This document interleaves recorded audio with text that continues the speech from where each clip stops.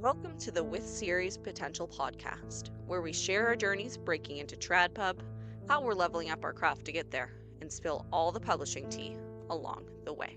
Hi, I'm Anna Hirsch, writing horror novels. I'm Ivy T. Woods. I write romantic fantasy. And I'm Zilla, writing as RJ Hawthorne, and I am also a horror author. Welcome to the With Series Potential podcast. Today we are here for episode 7, the publishing funnel, where we talk about all the kind of gaps that emerge between different stages in publishing for authors. So starting us off, we will talk about what we're working on. Anna, what are you working on this week?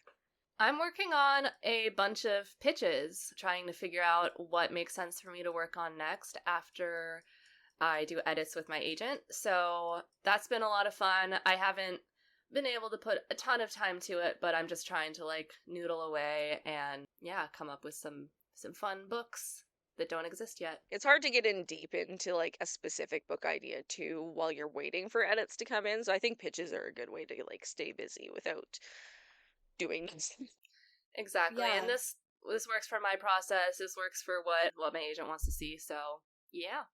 And if you wanted to put together some mood boards, I would love to see them. My agent famously hates mood boards, according No, to but I don't. the podcast. I'll send them I to you, do not Zilla. hate them.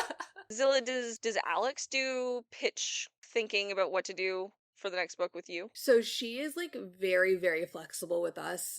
And so when I was on the call, I pitched her what I was working on. So she was like, yes, that. And she's like, that works for a book too, a 2-book deal, whatever. So I think for me, what we're trying to do first is make sure that I have a cohesive brand and a cohesive feel to my books. But other than that, she's pretty open. I don't even have to I haven't sent her anything since I've started my edits. I'm not planning to send it to her until after my CP gets to it. So she's pretty open. She'll do brainstorming calls with some people, or she'll just wait for the manuscript. Kira is very much wanting to see things when they're fully cooked. We've talked about what I'm working on, but she's not prescriptive at all. So it's not like we went over pitches and we're like, oh, she thinks this would be the best one. She very specifically said I should write whatever I am passionate about, which I appreciate because I am very particular. But we did talk about this when I realized I was kind of going to need to split it into 2 books, because obviously a duology is going to be a harder. I'm writing it as if it's going to be an on-sub book rather than something as part of a deal or an option book, just because that's the reality of it. Is there's always a chance that my on-sub book does not get picked up, and therefore we have to sub with this one. Obviously, a 2-book thing is harder to sell than a 1-book thing, so I just wanted to run that by her first. So we just talked about that while we were doing our sub call, but stuff like that. She's not super prescriptive. So I don't know. I'm just always curious about how different agents do things. So. Oh, me too. I think, and when we get to it, I know you've got this whole planned out, but I'm so interested to see how the information flow is different between the different levels, because I do think there's a difference.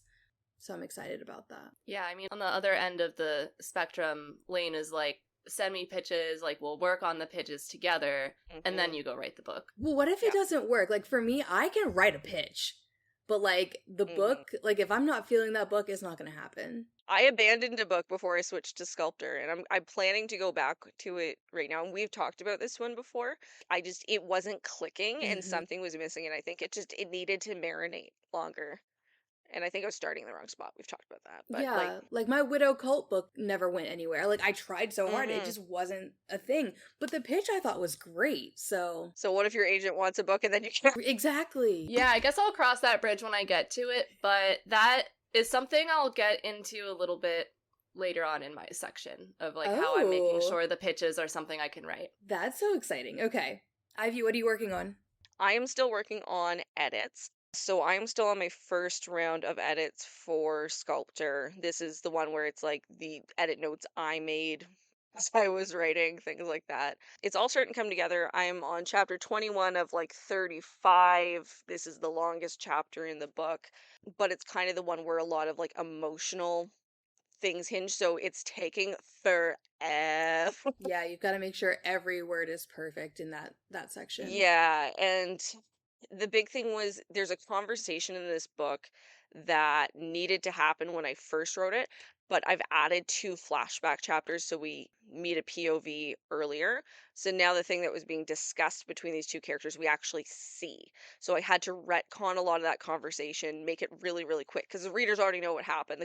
Our characters need to have this conversation, but the readers know what happened. So we need to expedite that and then add in a little bit of emotional intensity somewhere else in that for it to go. So that's kind of the big thing that I'm working on there. And then I've added a thing to like my male main character, and that's gonna come to for everything's gonna come to emotional fruition soon, and it's gonna seem like it's a happy ending. Even though it's not. But that's where we're at. We love that. We're getting there. Once I'm done this pass, I'll do one line edit with Microsoft Read Aloud because that is my friend. I love it. And then I will send it off to readers and they can tell me everything I'm still doing wrong. Zilla, what about you? So obviously you both know, but our listeners don't. I lost 2 chapters when my darling husband restarted my computer, or he shut it down because he didn't want the lights on. Like, my computer doesn't go to sleep automatically because I do walk away from it sometimes and like need it up. So I have had a little bit of a crash out today. Is this because Mercury's in retrograde? Oh, I forgot. That's supposed to be tech issues. Mercury. Yeah, is astrology real? Is astrology real? Jimmy. No, I'm mad at Jimmy right now. I'm cheating on Jimmy with some other lady right now. So, yeah. For our listeners, Jimmy is not Zilla's husband. Jimmy is our astrology YouTube guy. He's our wizard sorcerer. Yes. No, not my husband. I love my husband. All is good in husband land other than he destroyed 2 chapters of mine. Yeah, so honestly, like, I've Googled how to get it back. I have turned off autosave at this point because obviously it doesn't work. You had autosave on? Listen, I don't know because I don't use Word usually. I never use Word. And I'm only using Word now. It's the track changes. It's those pesky track changes. The track changes. Like I switched to a PC because I'm like, I gotta use Microsoft Word. And I'm just so sad right now because I usually do everything in Scrivener. And you can't do that when an agent needs to see your changes. So yeah. No. I'm a Google Docs hoe. Does it start like lagging though? Like, that's my concern. I haven't found it. And I write hefty books. Like, I write 100K plus books. I find it lags if you cover it in comments. That's where it starts to get weird. But like, I had somebody on my first book as a beta, and that was like a 95K book when my betas had it, and she left like 400 something comments, and that's where it started getting laggy. Yeah. But like, I don't know, I haven't had issues just writing with lagginess, and I'm using like the full tabs and stuff because I've got to have my world building details in one, and like have a list of all the songs I wrote for this one and the other and things. But like, I haven't noticed any lag issues with it. But I don't know. I like Google Docs. It's what I use for work to do all my lesson planning and like assignments and stuff. So it's I'm clunky with Microsoft Word. I'm not clunky with Docs. Yeah, I love Microsoft Word. I use Microsoft Word for freaking. Of course you do. You're a copywriter. Yeah, exactly. My previous career as a copywriter, I was in Word all day, every day, like just typing. Give me back Scrivener. Who cares about track changes? I'm just mad at track changes and the fact that I've lost 2 chapters, but I hate track changes. We're going to get back to it today. It's so annoying. I also do not like track changes. Okay, so Zilla, you know how you were crashing out about how to make like the lines go away where like it shows the crossed the markup, out red stuff? Yes. I didn't figure that out until I finished my edit. No. I'm so sorry. Oh yeah, that is crucial because I did like my whole line edit with track changes from my mentor, which I've never done like a whole book edit with track changes before, and I was going nuts until I figured out how to turn off the markup. Yeah, the whole way. I'm very lucky that I've had 2 CPs like go through it already. God saves his toughest battles for his strongest soldiers. So track changes and getting shit deleted. Oh my gosh. Oh yes. So I'm Microsoft Word, our nemesis. Yeah, that's what I'm dealing with today. So all right. So for today on Leveling Up, kind of in tandem with me talking about how I was working on pitches, this is what I'm doing to make a pitch viable and not just be like, okay, I'm writing a query letter, because essentially what I'm doing is I'm putting together kind of a query, like what you would send as a query package, comps, logline, pitch, which is really hard, by the way. Like, you can't just vomit out 5 queries that easily, or I can't. So what I'm doing to make sure that these queries are viable and that it's not just something that sounds cool on paper, but it's actually something that I want to write, is figuring out what I am calling the emotional core of the story. This is something that I didn't, like, consciously focus on with my last book, but I realized in retrospect is what helped me write it quickly and what made it feel like compulsively writable, and that I needed to get it out of my head and onto the page. So I feel like that, like, the emotional connection and the emotional need is what makes a viable book to me, and not something that I'm just going to get stuck on halfway through. So I think I need to work on this a little bit with my current drafting work in progress. That's another story, but I've been working on this with my new ideas, and I have, so for example, like this one new idea that I've been working on, I'm just calling it the Sporer Romance, because it's like horror romance, but there's mushrooms. I am so into this idea. And that's where the idea started. I was like, what if mushrooms? But I realized that I needed like a strong emotional underlying reason to the story, and that's not something that's going to necessarily show up on the page in a query style pitch, but it's something that I need in order to figure out, why am I writing this? What something makes sense? that everybody needs. Everyone needs it, yes. This is not optional, but I think if you're working on pitches and you're struggling, like, you should focus on this. It's something that can come up organically while you're drafting. I think that's what happened in my first book, but I want to figure it out first so that I can be a professional and get some workable pitches to my agent.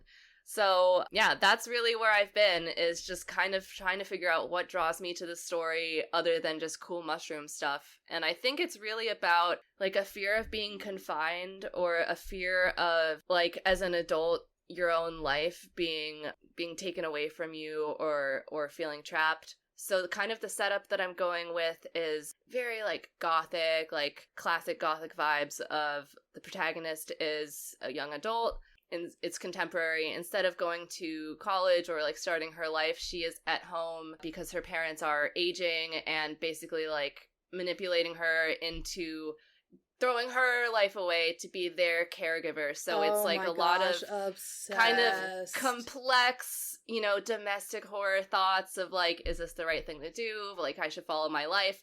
So then where this is leading, mushrooms.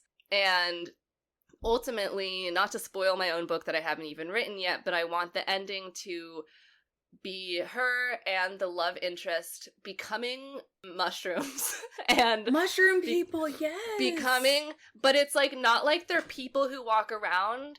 It's like, you know how mushrooms are, this is getting really in the weeds. I read this book a while ago that I need to go back and reread, called Entangled Life, and it's all about how fungi works. And the, like, you know, the physical mushroom that you see is just like one manifestation of fungi. Like, there's spores that are everywhere. They communicate through spores that are like with tree roots and in the soil and stuff like that.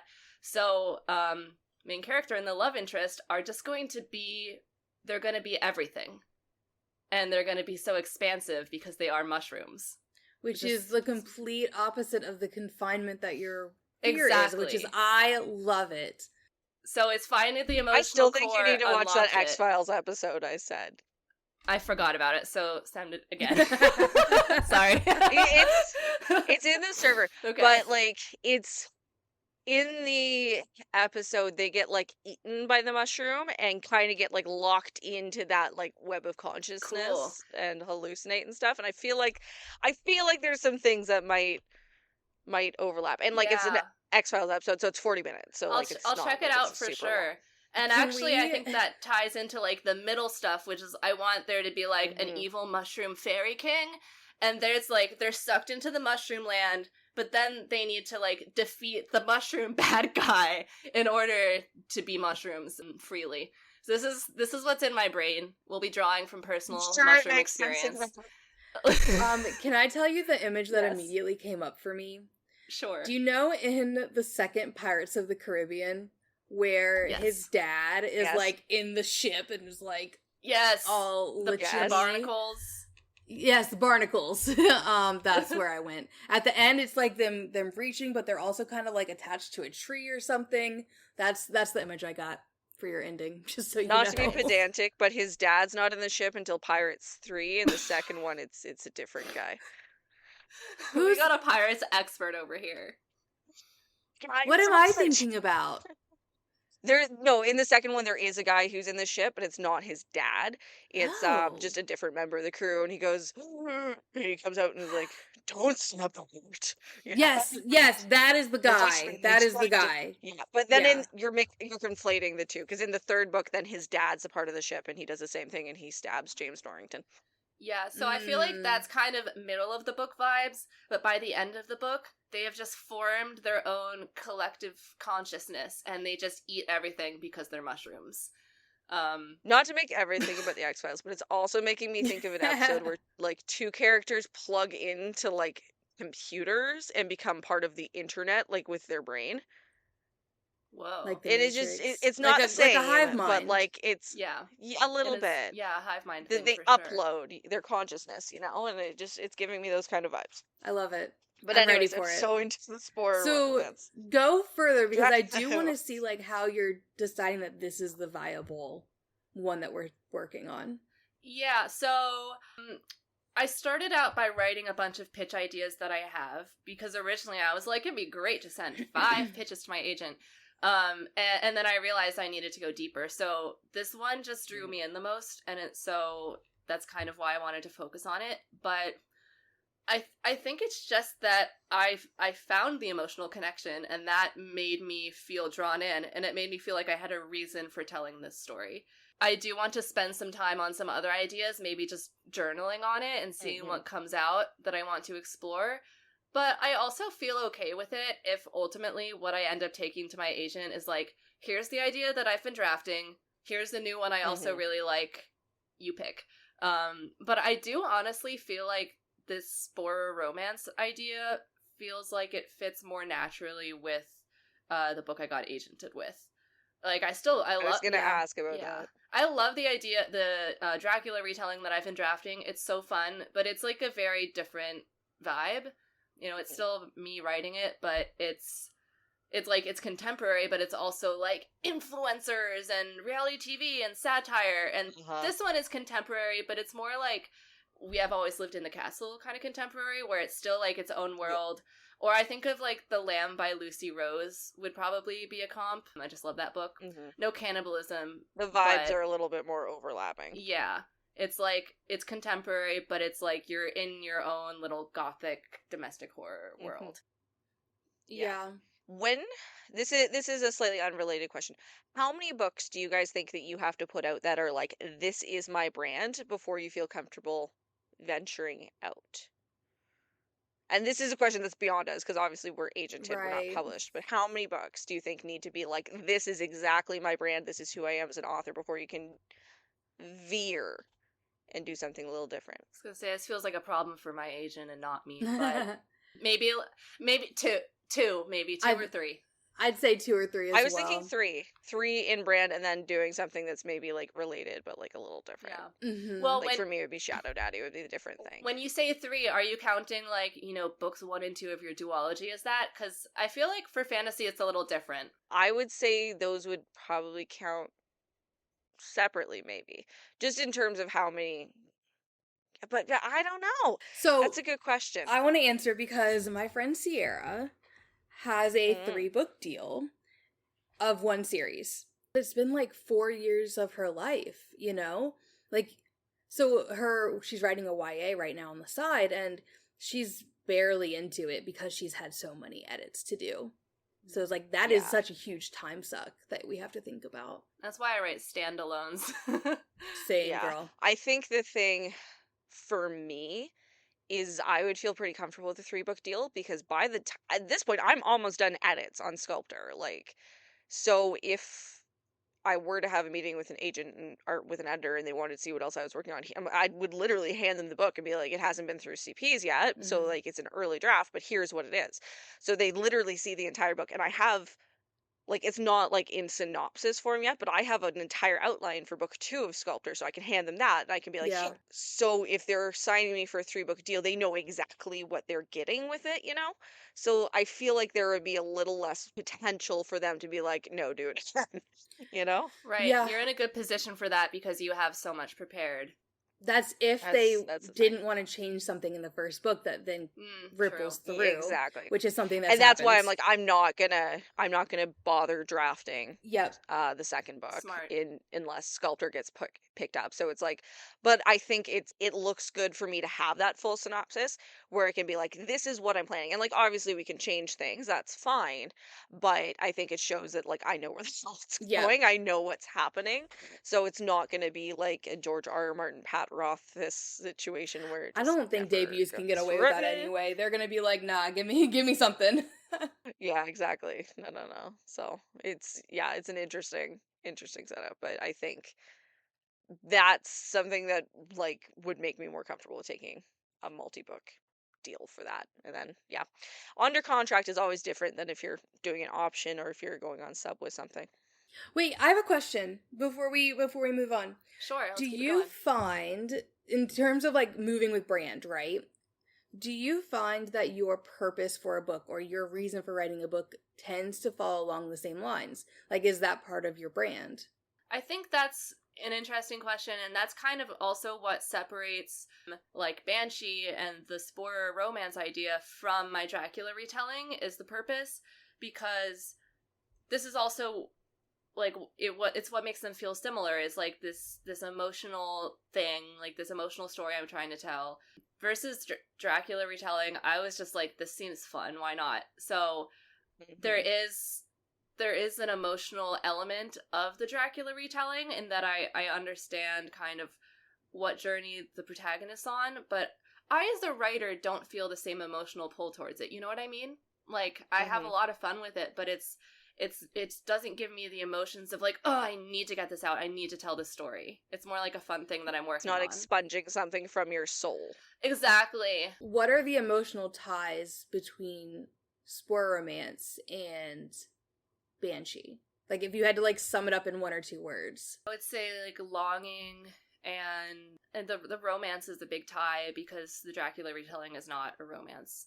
Technically, Banshee is not a romance because everyone dies and people don't like that. But it's very romantic. It's not a genre romance, but yeah, I would say it's Genre, romantic. Yeah. But it's like, it's a gothic romance. They're both gothic romances. That's the tie. That's the thing is I think the emotional through line can be different from book to book if you're keeping some of what readers would expect from you. Yeah. If you're Yes. keeping the vibes, if like for me it's like Undying Summer is about grief. Sculptor is not about grief in the same way. There's a character that does deal with that sort of stuff, but like it's not about it in the same way. But like it's still got the funny parts, it's still got the horrific death part, it's still got the magic. It's literally in the same world, but the emotional through line is not the same. Yeah, I feel like there's definitely different emotions because I didn't want to be like just writing the same book again, Sure. you know? And readers don't want to read the same book again, just in a different setting. Exactly. So that's why I had to be like, all right, I'm going to make steps to make sure this is a different book and not just the same story in a different setting.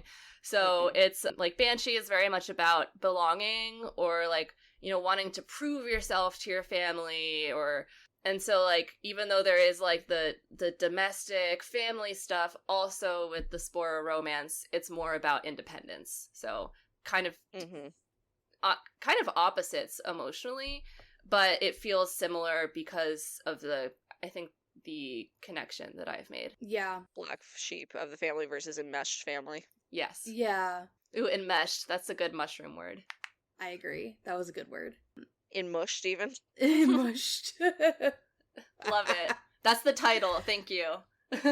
I think for me, because I don't write romance, but like my books pretty much center around like a friendship. It's always got like a friendship emotional core, whether it's like I'm gonna like I don't want to lose my friend, or like this friendship is toxic, what do I do, or like I'm trying to say, like it's like all that's what comes first for me, is like, what is my through relationship that my main character is going to be thinking about throughout my book. And I think that's almost a little bit easier when you're writing stuff with romance in it because it's a little bit more obvious because you're focusing on that romantic relationship. So for you, for somebody who doesn't really include romantic relationships as a major part of your main characters for your books, it makes sense that that's something that you have to be a little bit more intentional about.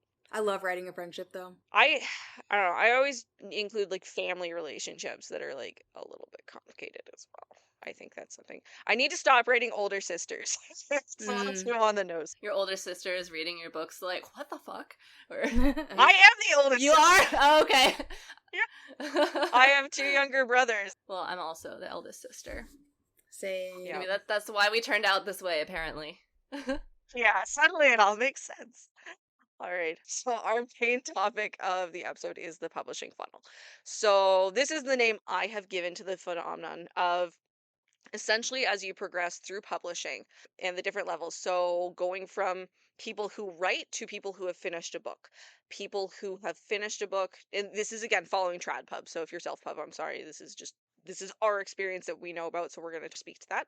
People who have finished a book to people who have polished a book, people who have polished a book and who have queried a book. Even just requests, right? Because there is a That's difference true. between, I'm sorry, getting requests versus not. Well, there's so much nuance here. What about getting request singular? That's in there. I'm like, was this a mistake? You hit the wrong button. Agented to even like people getting multiple offers versus single offer from agents. Agented to on sub, although I find that one's a little less of like a broad gap because it's like you're all getting there, it's just the time it takes to get there. On sub 2, published. And then I'm sure there's probably more levels between like you're a lead title and you're solidly mid-list and stuff, but we haven't gotten there yet, so we can't really talk about that one as much. This is so fun. I'm so excited for this, Ivy. I think there are a lot of different factors that play in here. So there are social factors as well. So I think we can all kind of identify with as soon as you're agented, being in those querying spaces is not the same. But I think there's also things with like skill levels, like our whole leveling up thing. To get to the next level, you have to be better and you have to be good.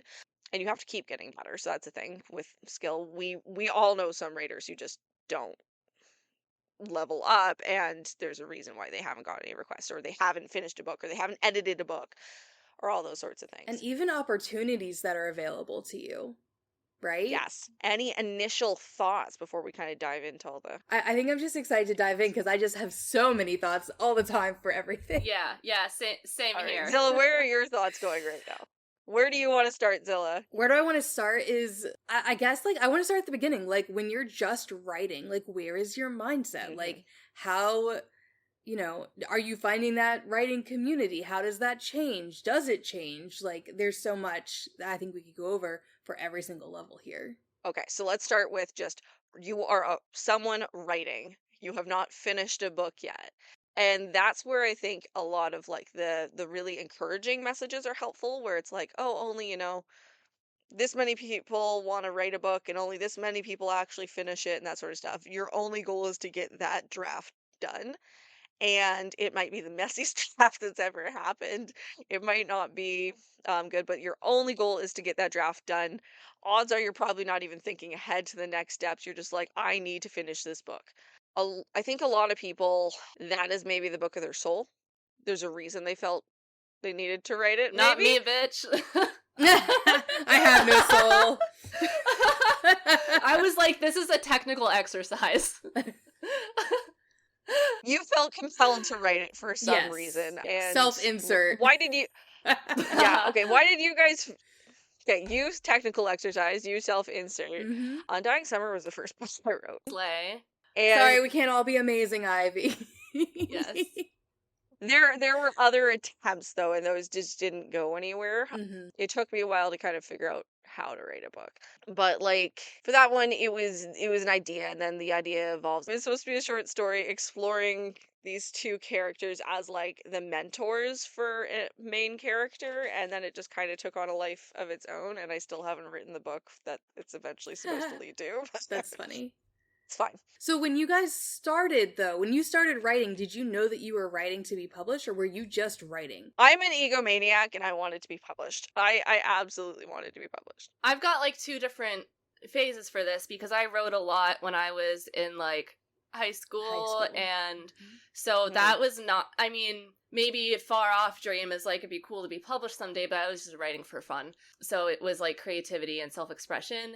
But then when I started writing novels, 100% I was like writing to be published because I already had a career in writing and was figuring out that this was not like where I wanted to be working. So it was like career change. Not the most efficient career change to choose, but that like my eventual goal to be published. And my thinking with the first book was like, okay, I want to write a book that interests me, but I want to learn how to write a book. So that's a big part of the reason why my first book was so unpublishable with so much going on, was that I was like, let me just make it have a complex plot and a lot going on so that I learn a lot. I don't think that was like the best way to do things. It would have been nice to get like more than one single request for that book, but I learned a lot from writing that book because it was such a monster. Yeah. I'll say I kind of followed the same thing because like when I was in high school, I did the November challenge that we won't talk about. And like I always wrote like 3 chapters and was like done. But Same. but like 2021, like I was like, this is the year. I'm writing a book. We're doing Trad Pub. I'm going to get an agent.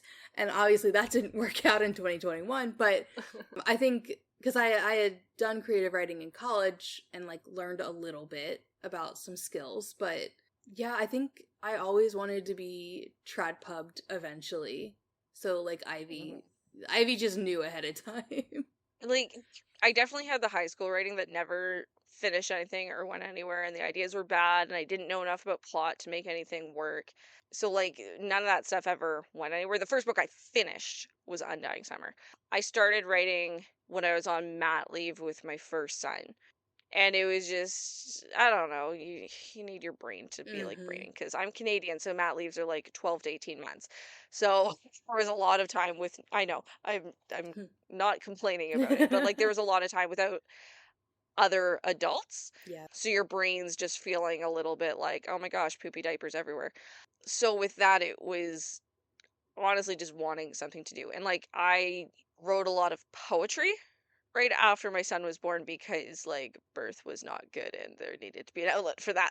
Yeah. And my therapist agreed. So I think it kind of evolved from very short poetry into thinking about ideas and stuff like that. And my husband has written for a while, but he's been doing more nonfiction stuff lately, but because he does like music reviews, but he has an idea for a fantasy series and we've talked about it at nauseam. I'm like, okay, if I was going to do my own, what would I do? And thinking about that kind of evolved into this world, which like I'm getting the bang for my buck from. I'm not just writing one book and then giving this world up. And especially if that book doesn't get published, it's like, why not write more than one? But I don't know.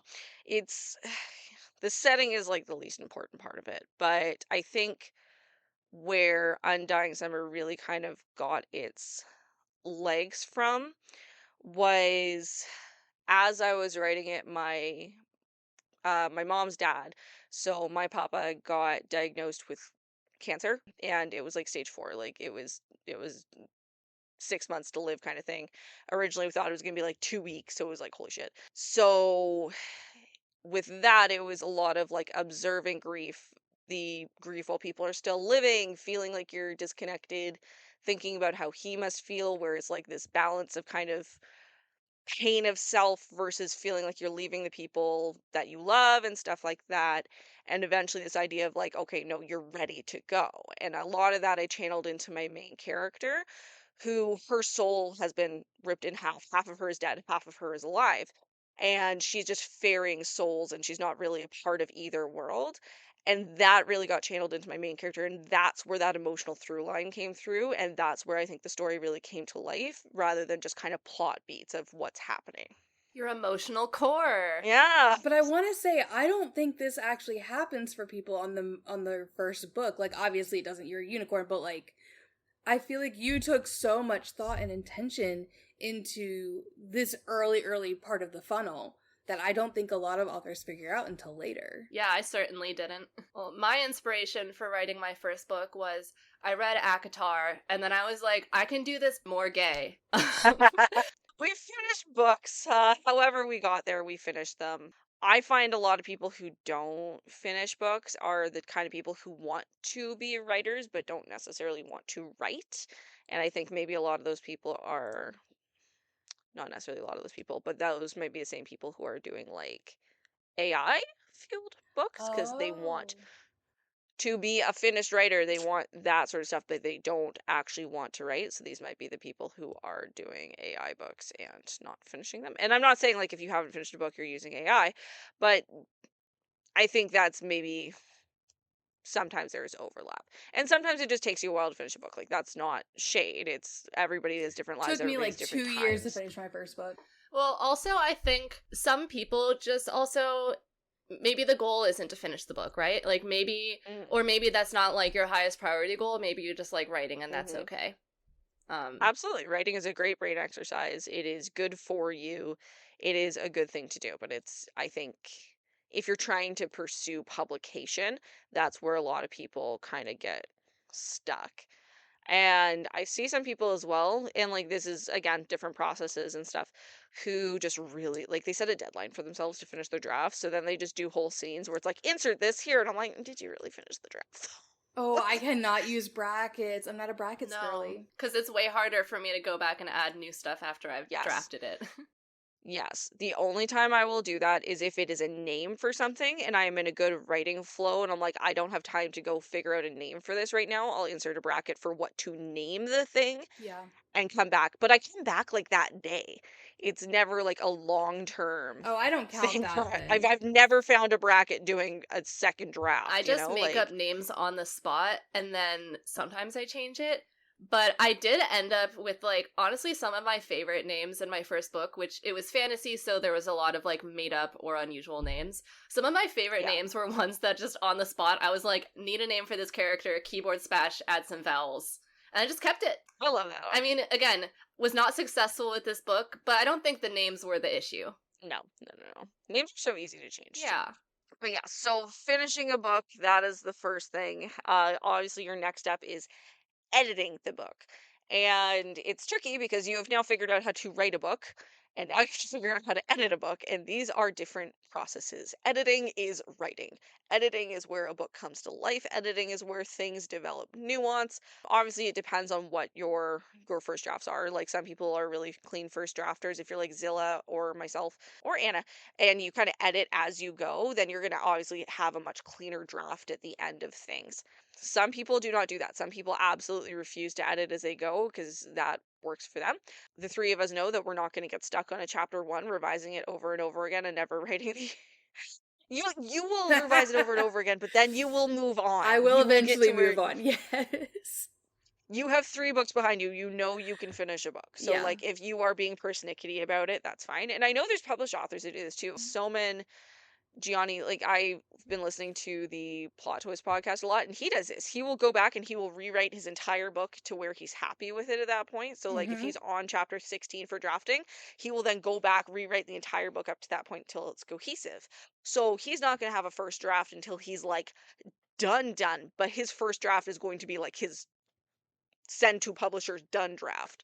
So I don't know. It depends on the person and stuff like that. But I think a lot of early writers follow the advice of don't edit at all as you draft, and they end up with something rather messy. Well, I think that's good advice for when you're starting out because, like, finishing a draft is so hard that if you're new and you aren't familiar with the process of what it takes to bring a book from a draft all the way through to when it's like in a good shape. I think that's good advice. The further along I get, the more I do consider stuff like going back and revising, but it is a balance. I will say I was just talking about this with my writing friend Bree. Shout out Bree. One of my 2 friends, Bree with 1 E. Shout out Bree with 1 E. Smooch Pit Bree. Yes, Smooch Pit Bree. We were talking about how our drafts are like pretty, but they're hiding developmental issues. Like, I will edit on a line level, but A lot of this is I do because that I too. am a pantser, but I think it would be true if I plotted as well. I just don't like know the whole story. Like I haven't like uncovered everything. I'm still working out problems. So even if it's pretty on a surface, like do not be fooled. There's Yeah. beasts that lurk underneath that then need to go and like edit and do stuff. But I can't draft rough. Like I can't do a zero draft because the thing I enjoy about the process of writing is making the words sound pretty, and that's where I get my best ideas is when I'm busy making the words sound pretty. It is what it is. Yeah. Yeah. I go back and edit on a chapter by chapter because then I send it to my early reader. And it's like, I need to do that. I can't send her something that sounds like crap. Even if, again, if there's developmental issues hiding in there, I need the chapters themselves to say, Yeah, but I also kind of want to touch on like how little information there is at this stage because you can see like all of these words that you need to delete out of your chapters, right? Or you can see like hmm how to reverse outline. You have like certain resources, but at this hmm point it really is if you are revising to go into TradPub or Query or whatever, like you really do need to have or start creating that writing community because for me specifically I learned from other people. you learn from reading other people's stuff and you learn from other people reading your stuff. They Yeah, are both, I think, critical parts of the process because you read other people's stuff and you identify problems in their work and then you can transition and translate absolutely. it to your own. And no matter what you do, you cannot see the forest for the trees on your own stuff at a certain point. Yep. Like, I was talking about this with one of my friends yesterday, and I'm like, I will always, always, always need a second set of eyes on my world building because I know everything. Everything Mhm. makes sense to me in my brain. I need somebody to tell me if I am being too sparse and it does not make sense, or I don't think I have a problem with info dumping. I definitely tend to be more sparse, but I need somebody to tell me if something doesn't make sense because it all makes sense to me. Tell me if it's not making sense to you as a reader. Right. And then the second set of eyes for that you need are definitely not me because I'm the reader who will just whatever world building you say, I'm like period. Like it's true. Like Yeah. I'm just so gullible and I'm not good at like at inconsistencies and like that was confusing or whatever. I'm just always confused, so I assume it's a me thing. It's all good. My friend Miranda's really good at it, so she's got it. But I do think that this stage of writing, like when you're, going from a draft to like something that you're continuously working on, is so confusing. And there's so much confusing language around it. I remember when I was working on my first draft, or when I was editing the first draft of my first book, I kept seeing people online talk about like, oh, I just finished a book in a month, and you never know like what is finished to you? People will say finished a book, but they really mean finished a first draft. When I say finished a hmm book, well, I don't think I've ever finished a book because they haven't been published and like fully, hmm gone through. But okay, to say you finished a book in the more colloquial sense, I'm like, okay, I've taken it through developmental edits and line edits and beta readers hmm and, spell check and all that. Yeah. So I think there's a lot of confusing language, and books are also never really finished until they're printed, and even then sometimes not. I put a sticker on my iPad case that I write on when I finish a book. And the question is when do I put the sticker on? Yeah, And I think my level is for Undying Summer, it was when I was querying it. right. It was good enough that I was sending it out for queries. It's going to be when I send it to my agent this time, is when I'm going to be When putting it's someone that else's sticker on. problem.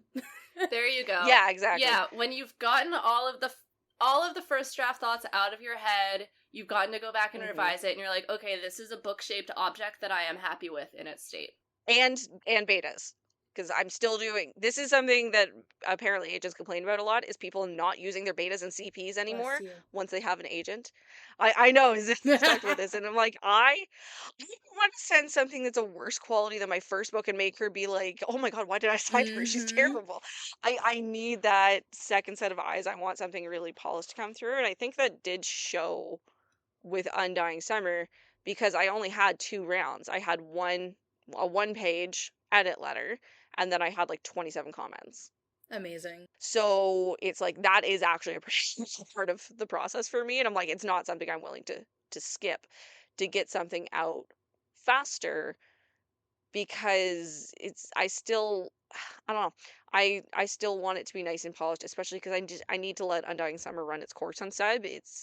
what am I rushing for? It's been out for it'll be out on sub for like 2 months by the time that I'm done this and sending it to betas. So it's like that's nothing in sub time. Yeah. So Okay, so I think, especially when we're thinking about like sending it off to someone like a beta reader, or in our case, our agents, people can only read your story for the first time once. So yes. you want to get it into good shape so that they're not commenting on things that you're like, well, I was already going to change that. You know, I would have caught that on my own read through. I, you know, it is personal preference. Like, talking to my agent, he was like, I do many rounds of edits for some people it's one round of edit. But I want people to be able to read my story with fresh eyes, because I like to include twists and secrets and stuff like that, to where I feel like if I'm sending out early stuff, like, you're just burning through those fresh eyes. So I want to be able to get it good on my own first. Yeah. I don't see the point in sending a story off until you have made it as good as you can on your own. Because, like, no, it's exactly like you said. It's like, well, I was going to change that anyways. Oh, I would have caught that if I had read it myself. Like, I don't do alpha reads. Like, I have my one early reader friend. She doesn't give me critique. Her entire purpose is to give me a hit of dopamine with comments on the draft and things she's excited for. And she is phenomenal at that. She is not there for critiques. She is there to give me a shot of dopamine right to the prefrontal cortex. It just is an extra incentive thing to write. But yeah, I'm such a perfectionist too in like every part of my life. It's like I don't want somebody seeing, something that's half baked and thinking that's the best I can do, because it's not. And like editing is writing. I said it already, is if you are wanting to do this, even more than needing to know how to draft, you need to learn how to edit. And that's how you get up the publishing funnel, because every step in the publishing funnel has more editing. Getting to querying level and actually getting those requests, you have to edit. Getting an agent, you have to edit. Getting a publishing deal, you have to edit. The editing never goes away. You only have to write a draft once, but you have to edit over and over and over and over again. Yeah, and then even when you have, say, an editor or an agent giving you edit notes, you still have to do the edits yourself. Like, they're going to give you guidance, but they're not going to teach you how to edit your book. And it's not it's not their job to teach you how, it's their job to pick up on it. Right. I mean, assuming if you got to the point of getting an agent and getting a book deal, you know how to edit your books. They got you there. Yep. I was going to say, I think it's just really important, even prior to getting an agent, is getting used to having those betas and CPUs, so you're used to taking outside feedback and applying it to your own work, but also filtering that feedback for your own vision.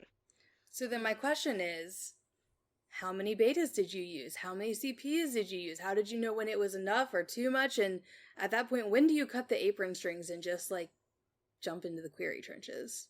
So for my first book, I had my CPs, which are like my critique group that meets in person, and we read like chunks of each other's manuscript. They read almost the entire thing. And then I just stopped giving them chapters towards the end because we had been reading it for like a year and a half and I was moving on to the next thing.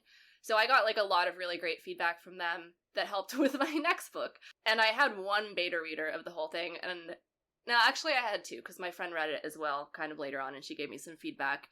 And honestly, I was kind of scared to have beta readers because I knew it wasn't that good. So that also was like a little internal sign. But yeah, the beta readers that I did have were helpful. I was able to implement their feedback. But then for Banshee, I had like 8 beta readers, in addition to having additional critique of, opening chapters. But I had like 8 people read the entire book, and that was really helpful. I didn't think I needed to do quite that many, but I think having a larger volume helped me in my process of seeing like what was working. And also, most of them really liked it, which was good for the dopamine. Oh yeah, I binge read it in 2 days. Thank you. Yeah, you gave me a lot of dopamine from that. Much appreciated. I got you. Yeah, if that's a great sign of if I really like your book, is to read it as a beta reader. And it's also just like, if your book has a lot of problems and I'm having to stop and leave comments all the time, then it's slower. So that's part of it too. Anna's didn't have a lot of problems that I identified. So that was a big thing. And the line editing was really clean. So that's a lot of what I leave comments on. And then I was just DMing her like, this is something we could do. But well, I also have my mentorship program, so that is, I didn't count that in the beta readers, but like my mentor read through my whole book multiple times and helped a ton with that. Yeah. So that was like on a different level from beta reading. For Undying Summer, so I am the the mod and like owner of a server. That's my main writing group, and I requested feedback in it, and like 8 people volunteered, and I was like, oh shit, I wasn't expecting this many people to volunteer. But of those 8, 6 of them finished it. One got partway through, and one just didn't end up having time and didn't start. So that was a lot. Some of them gave much better feedback than others, and that's going to influence kind of how I ask for feedback next time. So I have kind of 2 people from there who I'm going to be sending it to again, because just the speed of how fast they went through it and the level of feedback they gave was a little bit more aligned than what I wanted. Where there's some people who they took like months and months. I'm like, I'm already editing this. This is too much. So it was 6 people. What I did was I kind of took all the feedback as it came in and I collated it into a document. I have a roulette wheel of dopamine, so it's just a spreadsheet I've made where I can click the checkbox over and over again. It gives me a compliment somebody's left on my rating. So I put all the positive stuff in there, but all the problems in my document I went and added into a master document as it was coming in, just so I could see it all together and I could see if like multiple people were flagging the same thing or one person was doing it. So I'd write the names of whoever was saying it as they went and kind of put it in there. Once all the feedback or most of the feedback had come in, I just started editing from the top, or I went through and I did some big things, so like deleting a scene or whatever. I do think my next draft is gonna be a lot cleaner, but I'm gonna have like a somewhat comparable. I'm gonna have 2 betas from my other group. There's a few people from our group that are going to do it. There's some people that are just going to do the first 3 chapters or 50 pages because that's what they have time for, and that's fine too. But I don't know. I think my draft's going to be in a cleaner place for this one than it was for my first book, obviously. But yeah, I've gotten feedback before that was like not good. I had somebody giving feedback for like a first page contest, and she's like, "Oh, you should take all the swearing out of your book because it's really controversial." And I'm like, "You don't understand what I'm getting to." And I'm like, "I know there is fantasy that has like in-world swears and things like that, That's but fantasy worlds still have fucking and shitting, so we're gonna use those words. So thanks." yeah, You don't read the fantasy that I read. yeah. It's not your brand. They didn't get the vibe. No, it's not. So I think that's something is even when you're getting feedback, you have to be able to filter and be like, that's not for me, thanks. Whereas I think there's some people who get feedback and they're like, I have to make every single one of these changes. And it's like some people are not your target audience. And I feel like, especially the first time you use somebody as a beta or a CP, you really have to take it all with a grain of salt until you kind of know if they are giving you good feedback, or it's like, are you not familiar with brand stuff and things like that, and you don't know what a fantasy book or horror book is supposed to be, and that's where some of this difficulty is coming from. Are you not tolerant of a learning curve for world building? Do you want me to like, I had somebody who kept asking like, why, and I'm like, we'll get there in 2 pages. Let me trickle the information, because otherwise it's an info dump, so just let it happen. Let it happen. And it's stuff like that you just have to filter out. Yeah, I love like getting a lot of feedback and then not taking it. Yeah. Said jokingly, but But seriously, also- like I have well, I've got a thick skin, but I also from like working in a writing career where I was getting feedback all the time, I know what feedback resonates with me. I've also been there of people giving me feedback I don't like and then being forced to implement it because I'm working for somebody. So I'm like, I know the vision, like I know what I want to be executed. So now me working on my own projects, love getting all the feedback. I am not nearly as organized as you are, Ivy. I am just kind of like going on vibes. I'm going off of patterns. I'm looking at what people like. And if something resonates with me, or if I feel really resistant to it, if I feel resistant to something, I will sit with it and see, like, is this something I do actually need to change, or do they just not get it? And it could go either way. No. Ultimately, it's subjective, and you have to take what is going to support the kind of book that you wanted to write. I do think letting feedback ferment for a few days is, like, actually critical. Ferment. You yes. I got all the good words today. Even the made up ones. But yeah, I think letting the feedback sit there and cook for a little bit in your brain is important, especially, again, like you said, if it is something you're resistant to, because it makes your brain think about it in a different way and you go, okay, well, how could I implement this? I think especially for large scale edits, it lets your brain just do a lot in the unconscious and kind of figure things out that way. But And I think once you do hit this like revision and editing level, like you do have more opportunities, right? Like maybe you're Mm-hmm. looking at pitch contests, maybe you are looking at mentorships, Yes. and I feel like hopefully you're getting yourself into a writing community so you can start trading Yes. those whispers back and forth, because if you are inching towards the querying milestone, like it's so important to just like almost max out your options before you level up that way. Yep.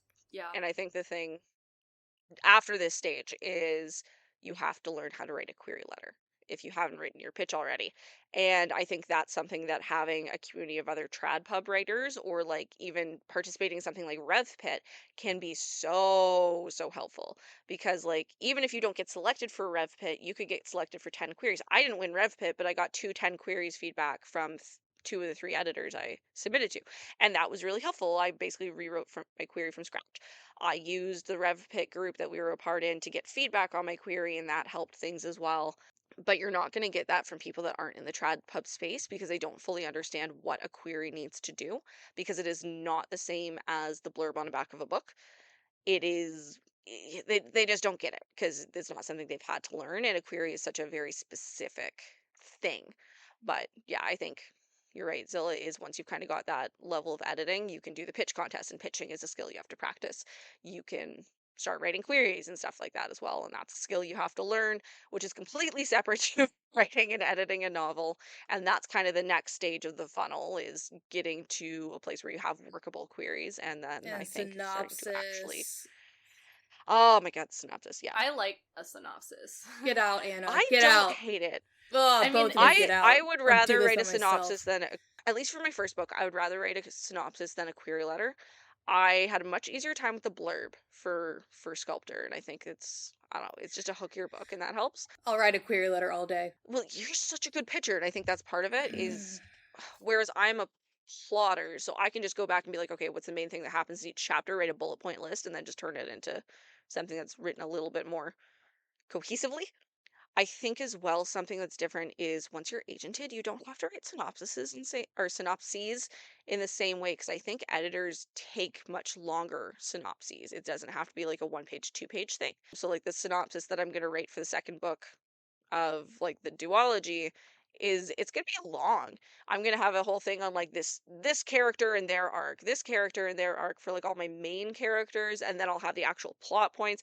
So it'll be long, but I don't think editors care quite as much about length as agents do for a synopsis, My, at least. my agent asked for a 4 to 5 page synopsis, and I just double spaced the one I already had. And it worked. But yeah, actually I feel like writing a long synopsis would be easier for me if that's what I set out to write from the beginning, because my synopsis writing process, it's like not fun. It's kind of whack and it takes all day, but it's like easier than writing a query because it's just more technical. I will go through and I will write out what happens in every single plot point. And I usually end up with like a 3,000 word document, and then I just go through and I make it more concise. Whittle. And I make it more concise, and I like remove a subplot, and I remove another subplot. So it just gets shorter and shorter. So if the goal was to write a long synopsis, I could absolutely do that, and it would be faster. But I didn't have the time. That's what you get to do from now on. No, I didn't have the time to come up with a long synopsis. I was just like, here you go. You can do it for editors now. Yeah. But yeah, so it's, I think it's a little bit different. But yeah, you have to learn those skills. You have to learn how to write a synopsis. You have to learn how to write a query, and then you start actually querying. So the funnel gets tighter. Once you're querying, who gets requests and who doesn't get requests? That's the next stage. Yeah, and can we talk about the social part? Because there is such a, like, a club almost. It's like, ooh, I'm part of the querying club. And like when you're between projects, you do not feel like you're a part of the writing community, or at least the important part. And I think it adds to the urgency, or at least it did for me, the urgency of like, I gotta get another book out. I think it slightly depends on how you've set up your communities as well. Because like my main writing group, it's not all trad pub authors. A lot of them are self pub, and honestly, a lot of them are in the can't finish a book to save their life club, like, or are working on finishing their first book, things like that. So I definitely still felt like I was a part of that group. And I think with the RevPit group that we were in, I was pretty on par with starting to send out queries.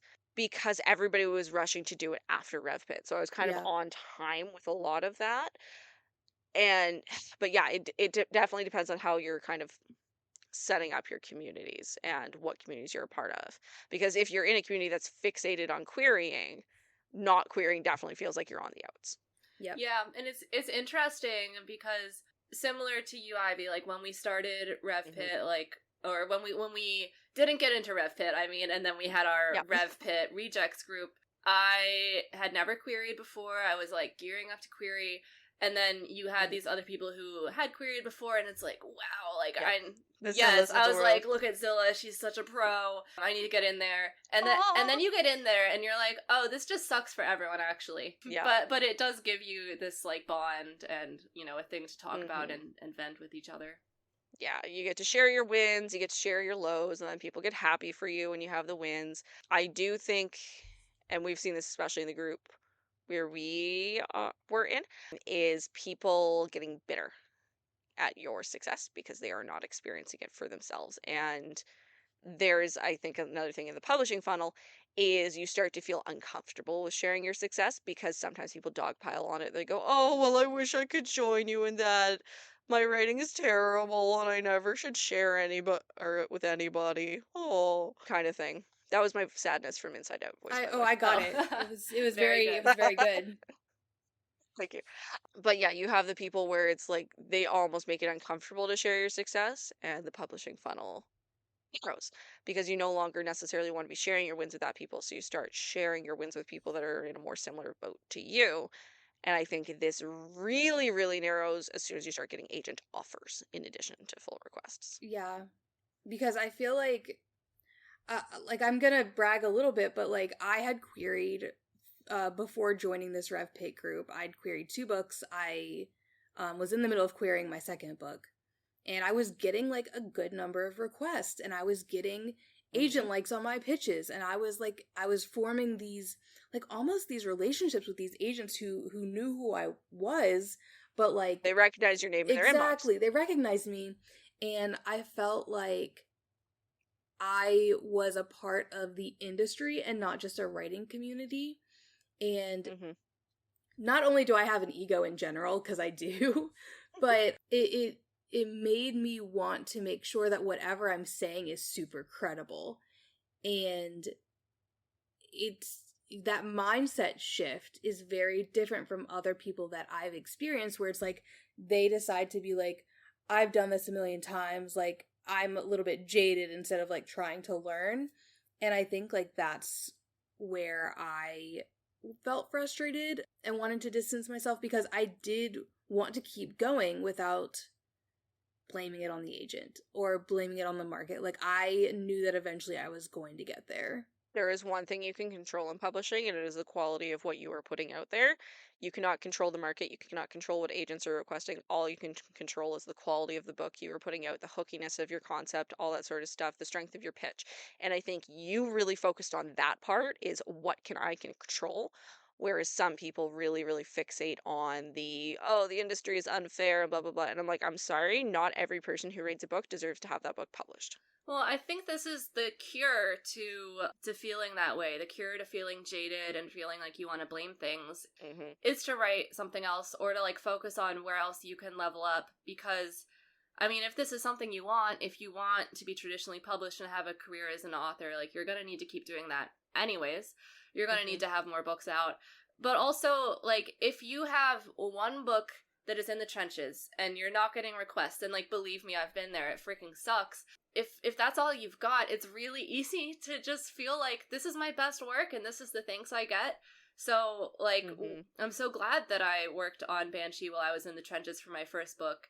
Like first of all, I was itching to write it because I had the emotional core. Heyo. So I was really excited to work on it. It provided a great distraction. But while I was out here getting nothing but form rejections and my one stray full request that never turned into anything, I... So mad she ghosted you. Girl. Yeah. Did you withdraw it? Yeah, I sent an email. It was like, hello, I've accepted an offer of representation elsewhere. Thank you for your consideration. So that was satisfying. But Suck on that. so yeah, while I was out here floundering in the query trenches, I was like, I know I've got this other thing that's a lot better. Mm-hmm. And I knew it was better because well, first of all, it had more going for it. Shorter word count, which is always helpful, especially today. The concept was a lot more marketable, which I knew from talking to people, because I would try to explain the concept of my first book to people, and it was like, okay, generic fantasy book. But then when I would talk about the Banshee book, people would go, ooh. So that excited me. I knew that it was going to have a better time in the trenches because of that, and that kept me going. And another thing I want to talk about, and maybe we're getting here a little bit, is like, I feel like because I was a professional writer when I was querying and like had been for a while, I was like, this is going to be easy, you know? And I really underestimated like the power that like a good concept has in getting you out of the trenches. Because I was like, well, I'm a good writer. I've done all the things. I did like 5 rounds of edits. My prose is good. Like, I mean, I definitely feel like Banshee is like an improvement on my craft in a lot of ways. But like, I feel like I did a good job with that book, but it wasn't interesting. And it wasn't like what people were gravitating towards or wanted to read, and it's really important to figure out how to write something that isn't just good but something that people want. There is so much competition in the market, it's not enough to just be good. Yeah. And not just in the market, but in our communities. Like, so we had a 5 a.m. writers group for a long time. I don't remember if you were in that or not. I had a baby that kept you were me like up in the middle of the night. waking up at 2 a.m. writers club. Oh, yeah. Yeah. I did actually write at 2 a.m. for a little while. I do love while that I was for up you, with actually. the baby. I don't think I would have ever been It able probably to do wasn't that. very good. It was like on my phone, half asleep. It was not bad. But I feel like when you get into these writing groups and you have a concept like Banshee, which is so hooky and so memorable, and people are like actually wanting to read it, there is that sense of competition that kind of starts to grow between you and other people. And it's like, it's palpable, and it's weird, and it's like, how do you really navigate like knowing? Well, it's that social power, right? Yeah. I think you and Anna both had that for your books, whereas I didn't. And then I was the first person in that group to get an agent offer, and people were like, what? What the hell is her book about? Well, I think it's also because I was so chronically online talking about it. True. You, I think, got elevated in that group as somebody who knew what the hell they were doing for querying. And that was a big thing in terms of the social power that got afforded to you, was people knew you knew. Zilla, the queen of nudges, you know, like... Listen, I always wanted to send a nudge. Send me a nudge. I mean, I feel like I came into that group knowing, like, nothing. Like, I was like, I've never sent a query. Like, I knew a lot about... Not a lot. I knew a good bit about, like, how it worked, because I had done research on that before, you know, like, as I was drafting my first book. But then I was like, okay, I need to stop watching so many videos about publishing and just watch videos about writing advice. And I do think that was, like, the best thing for me. But, yeah, I came into it pretty blind. Yeah, and I think I needed that failure. I needed to, like, have my first book really fail to get my second book in a position where it's like, I knew that it was hooky. I knew that I could write, but it didn't have enough differentiation, didn't have enough of my voice. Yeah, especially, I think...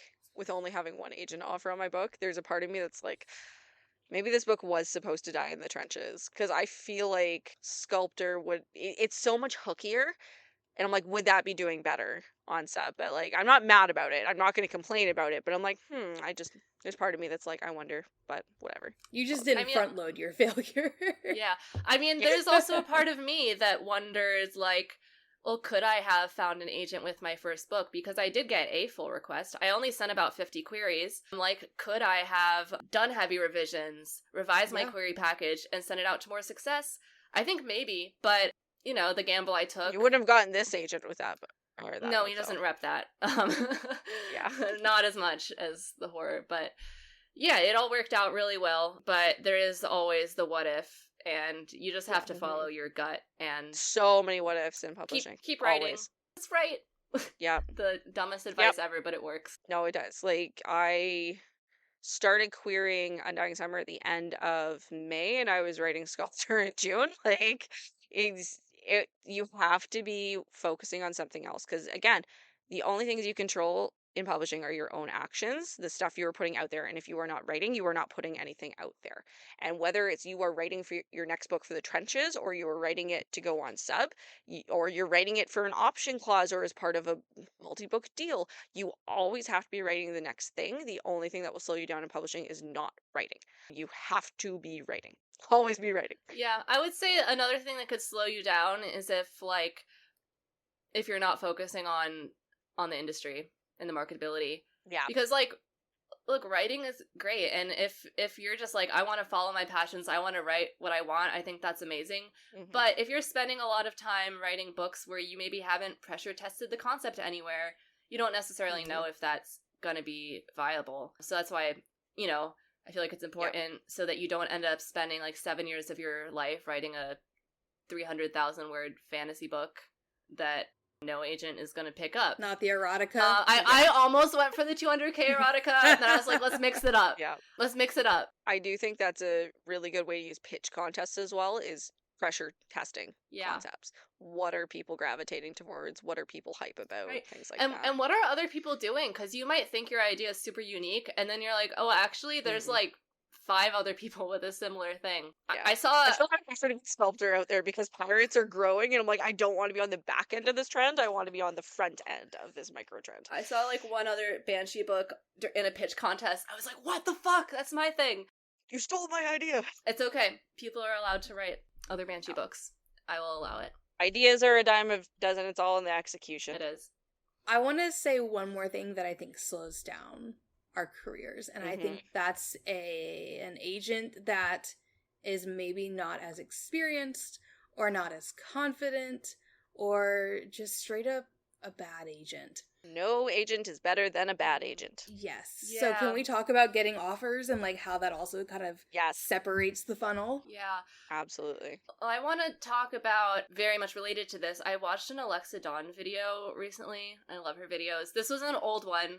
It was from a bunch of years ago, but still super relevant.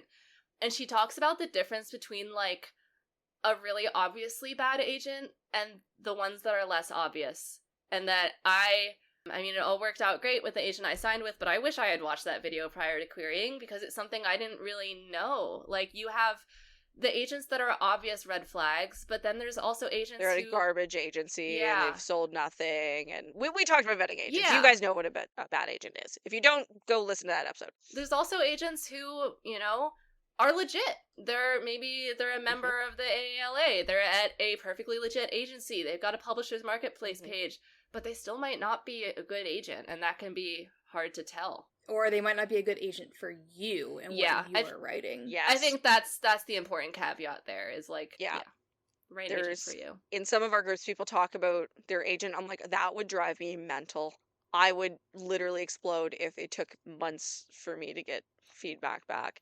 That would drive me insane. And it's like, okay, not a bad agent, not a good agent for me. I'm so impatient. Right. Those agents work great for other people who have different communication styles. I think that one's a little tricky because you don't necessarily know all those details until you're having the offer calls, until you were talking to clients, stuff like that. Because you can't necessarily find that information on Publishers Marketplace or Query Tracker. You might be able to find it in Reddit threads if there's a Reddit thread for it, but you have to kind of whisper network your way into that or offer call, that sort of thing. Okay, so honesty time. And I know the answer because I know my answer. Do you judge people based on their agents? Yes. Absolutely depends on the agent. So if it's somebody where I'm so yes, you do. If it depends on the agent. Yeah, I totally but do. I just want to caveat that it's not it's not going to be based on a communication style thing. So you guys know who I'm talking about, where it's just their agent takes a really or a long time to get back and stuff, has a pretty big list. I'm not judging her on her agent because it's that is just a different agent style. Yes. If you are signing at WD-40, which is not even the real agency's name. It's not, we just call him double WD-40. That's the thing. We've got plausible deniability. If you're signing at WD-40, it's that's not a good agent. That's a social media agent. Yeah, social media agent's a good word for it. Yeah, it's not Sure, there's really a ton of great agents out there, but if I see someone signing with an agent who I don't think is a great agent, then yeah, of course I have judgments. I'm a judgy bitch, so duh. That's why we have the publishing tea at the end. So yes, so I do think, unfortunately, like we all do judge agents. That's how we put Do you together. think editors do too? Oh yeah, editors absolutely do. That's so. I think that's the main thing is like if I know, because there was a Reddit post recently, so I feel like I can say it out loud. There was a post recently that's like an editor said, I'm not excited to get submissions from this one Storm agent, and I don't know who the agent is. It was never meant, like a name was never mentioned, but it really made me look at Storm very differently because I had no idea. I loved Storm. I wanted Jenna to open so bad so I could query her, like, you know, but so when our group gets agented, and I think your agent matches you. Ivy, I don't know Kira very well, but like everything that you've said, she matches you. I think Alex matches me. But like, if you look around at the broader community, there are people like, I'm like, your book sounds so much better than that agent. And it makes me already start doubting what you're going to be going through. And it's not fair, but it is what happens, I think, for a lot of people. I think sometimes you can look at an agent-author relationship and be like, you're not going to sell with this agent, or you're going to sell like a small press kind of deal, and you will be getting a new agent in a few years. Yeah. And it does make me not necessarily want to communicate with them more. Like, I don't want to bring them into the fold because it's like, it's a leveling thing. It feels like a different part of the funnel. It really does. It feels elitist to say, but it's like, if you are with an absolutely garbage agent, I don't necessarily want to be in like a group with you where we are sharing all of the details of our sub-strategy, whatever it is. Yeah, exactly. Well, I think it's just like, it shows like a judgment issue. Yes. And it shows that you accepted that offer. Right. And like, honestly, for this, I'm not really talking about the more like harder to tell bad agents for you. I'm really talking about the flaggy ones, the ones where like, agreed. If you have writer friends, you should know better than to even query these people, you know? So the fact that someone would sign an offer or sign a contract with them makes me feel like you didn't do your research. Right. And this is why it's so important to have community, and have community in a place where you can talk privately and not just like out loud on your Twitter timeline. Absolutely. And it's also a self-respect thing. If you are totally okay with your agent using AI, like that's a problem for me.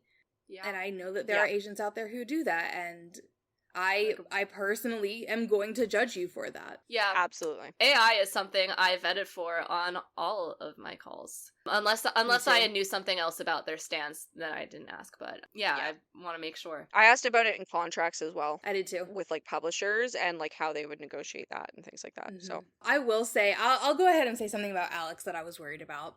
Because Alex is building her list so quickly, I felt like a little bit like a Pokemon, like she's got to catch them all. And that did make me wary of like, oh my gosh, are people just going to see me as just another author she grabbed? Instead of like someone who is truly talented and special and like all of that. But the thing is she's got the freaking sales to back it up. She does have the sales. And we know people read her shit quickly. Yeah. Yep. And her list is a normal size. It's just that she's been building it quickly. Yep. My agent has the same size list, but just a lot of those clients he's had for longer. Yeah. Yeah. Whereas my agent has a really small list. But she has a full-time job at her agency because she does finance and tech. So it's what's handleable. But I know from that I have the security of she's not going to fail out of the industry because she has that full-time job that she's had for a decade. Absolutely. Even agents who are like big agents with great track records could not be the right agent for you. Like that was something I was worried about when I got the offer from my agent, because I was like, you're huge. What the heck? Like I'm just gonna be like just a little fish in this pond, but then talking to him and talking about communication style, like everything was great and all his clients had great things to say, and that made me feel really comfortable that he really did want to take me on, and it wasn't just some weird fluke thing that was happening to me. We would have taken it anyway. Are you just using me for my books? Yes. Yes. Yeah. And then I was like, wait, actually that's what's supposed to happen. So it's all good, but Yeah. the spiraling thoughts happen regardless. It does always help to be like, you know what, no matter what, my agent believes they can make money off my book, and Yeah. that is a good thing. That's what I Yep. wanted. So Anna, question for you. Do you feel behind because you haven't gotten your edit letter yet? Because I know we're all agented, but Ivy's on sub. I'm doing edits. You're still kind of in that waiting process. Do you feel like there's a different, like... Even within the agented tier. Yeah. Honestly, no, and I think it's because I know I'm getting the edits soon. Yeah, I know the edits are going to be fast, and I know that the submission is going to be fast, so I don't really feel behind. You're gonna lap me, I know it. I know, well, I mean, obviously same, Well, but... let's wait and see. But I also think it's like, we're just at this next stage together, you know? It's not linear necessarily between signing with an agent, edits, going on sub, selling a book. Like, all of our books might not sell the first time around. And sub timelines can vary so extensively. Yeah. So, like, you can be on... I've heard of people being on sub for 9 months and then getting an auction. Whereas we have people like one of Alex's other clients, she talked about this on her YouTube, so I'll say her name, Meredith, who got a deal after 5 weeks. Right. Like, the timelines can vary so extensively. So it could be that Zilla goes on sub last of all of us and then gets a deal before either of us do, just depending on how things shake out. It's anyone's game. I really feel like we've just arrived at this next stage together. And that's, I think, something that we should talk about is how, now that we are at this stage, this is, I think, where a really, really big narrowing of the funnel occurs, because we have stepped back from our groups that are query intensive. And I know for me, there was a big thing where it's like they made channels to talk about it, but that's an open public group. You don't want to be talking about that stuff in a group that has 100-something people. We have a much closer circle now where we are comfortable talking about the details of that stuff. And I think there's a level of bitterness that happens from people that are still querying. That's pretty extensive. And I got it even when I was talking about, because the group hadn't expanded as much when I got my offer, but I got it for some people where, like, I was expressing disappointment that an agent had stepped aside for time, and somebody was like, well, didn't you like the offer that you already got? Like, why is this making you sad? I'm like, obviously everybody wants to get 9 offers, and like, it was petty. And I don't want 9 offers. Scheduling nightmare. Okay, Anna. Sorry your champagne was too bubbly. Well, I feel like there's, you know, it's maybe not our space to be in, you know, because I think queering authors also just need a space to vent. And I feel weird going into a group where people are talking about their query rejections, and I'm like, it's so weird when people talk about your agent. Right, my agent, or I'm like, oh, that agent offered on me, but you don't know it, and like, I'm not gonna say it, like, or like, oh, that agent requested my full, like, it just, you don't, you know, I've been there, so I don't want to be the person going in and being like, I'm gonna like join in your discussion, but I'm in a different place, and it feels kind of unfair. So I feel like that's kind of disrespect.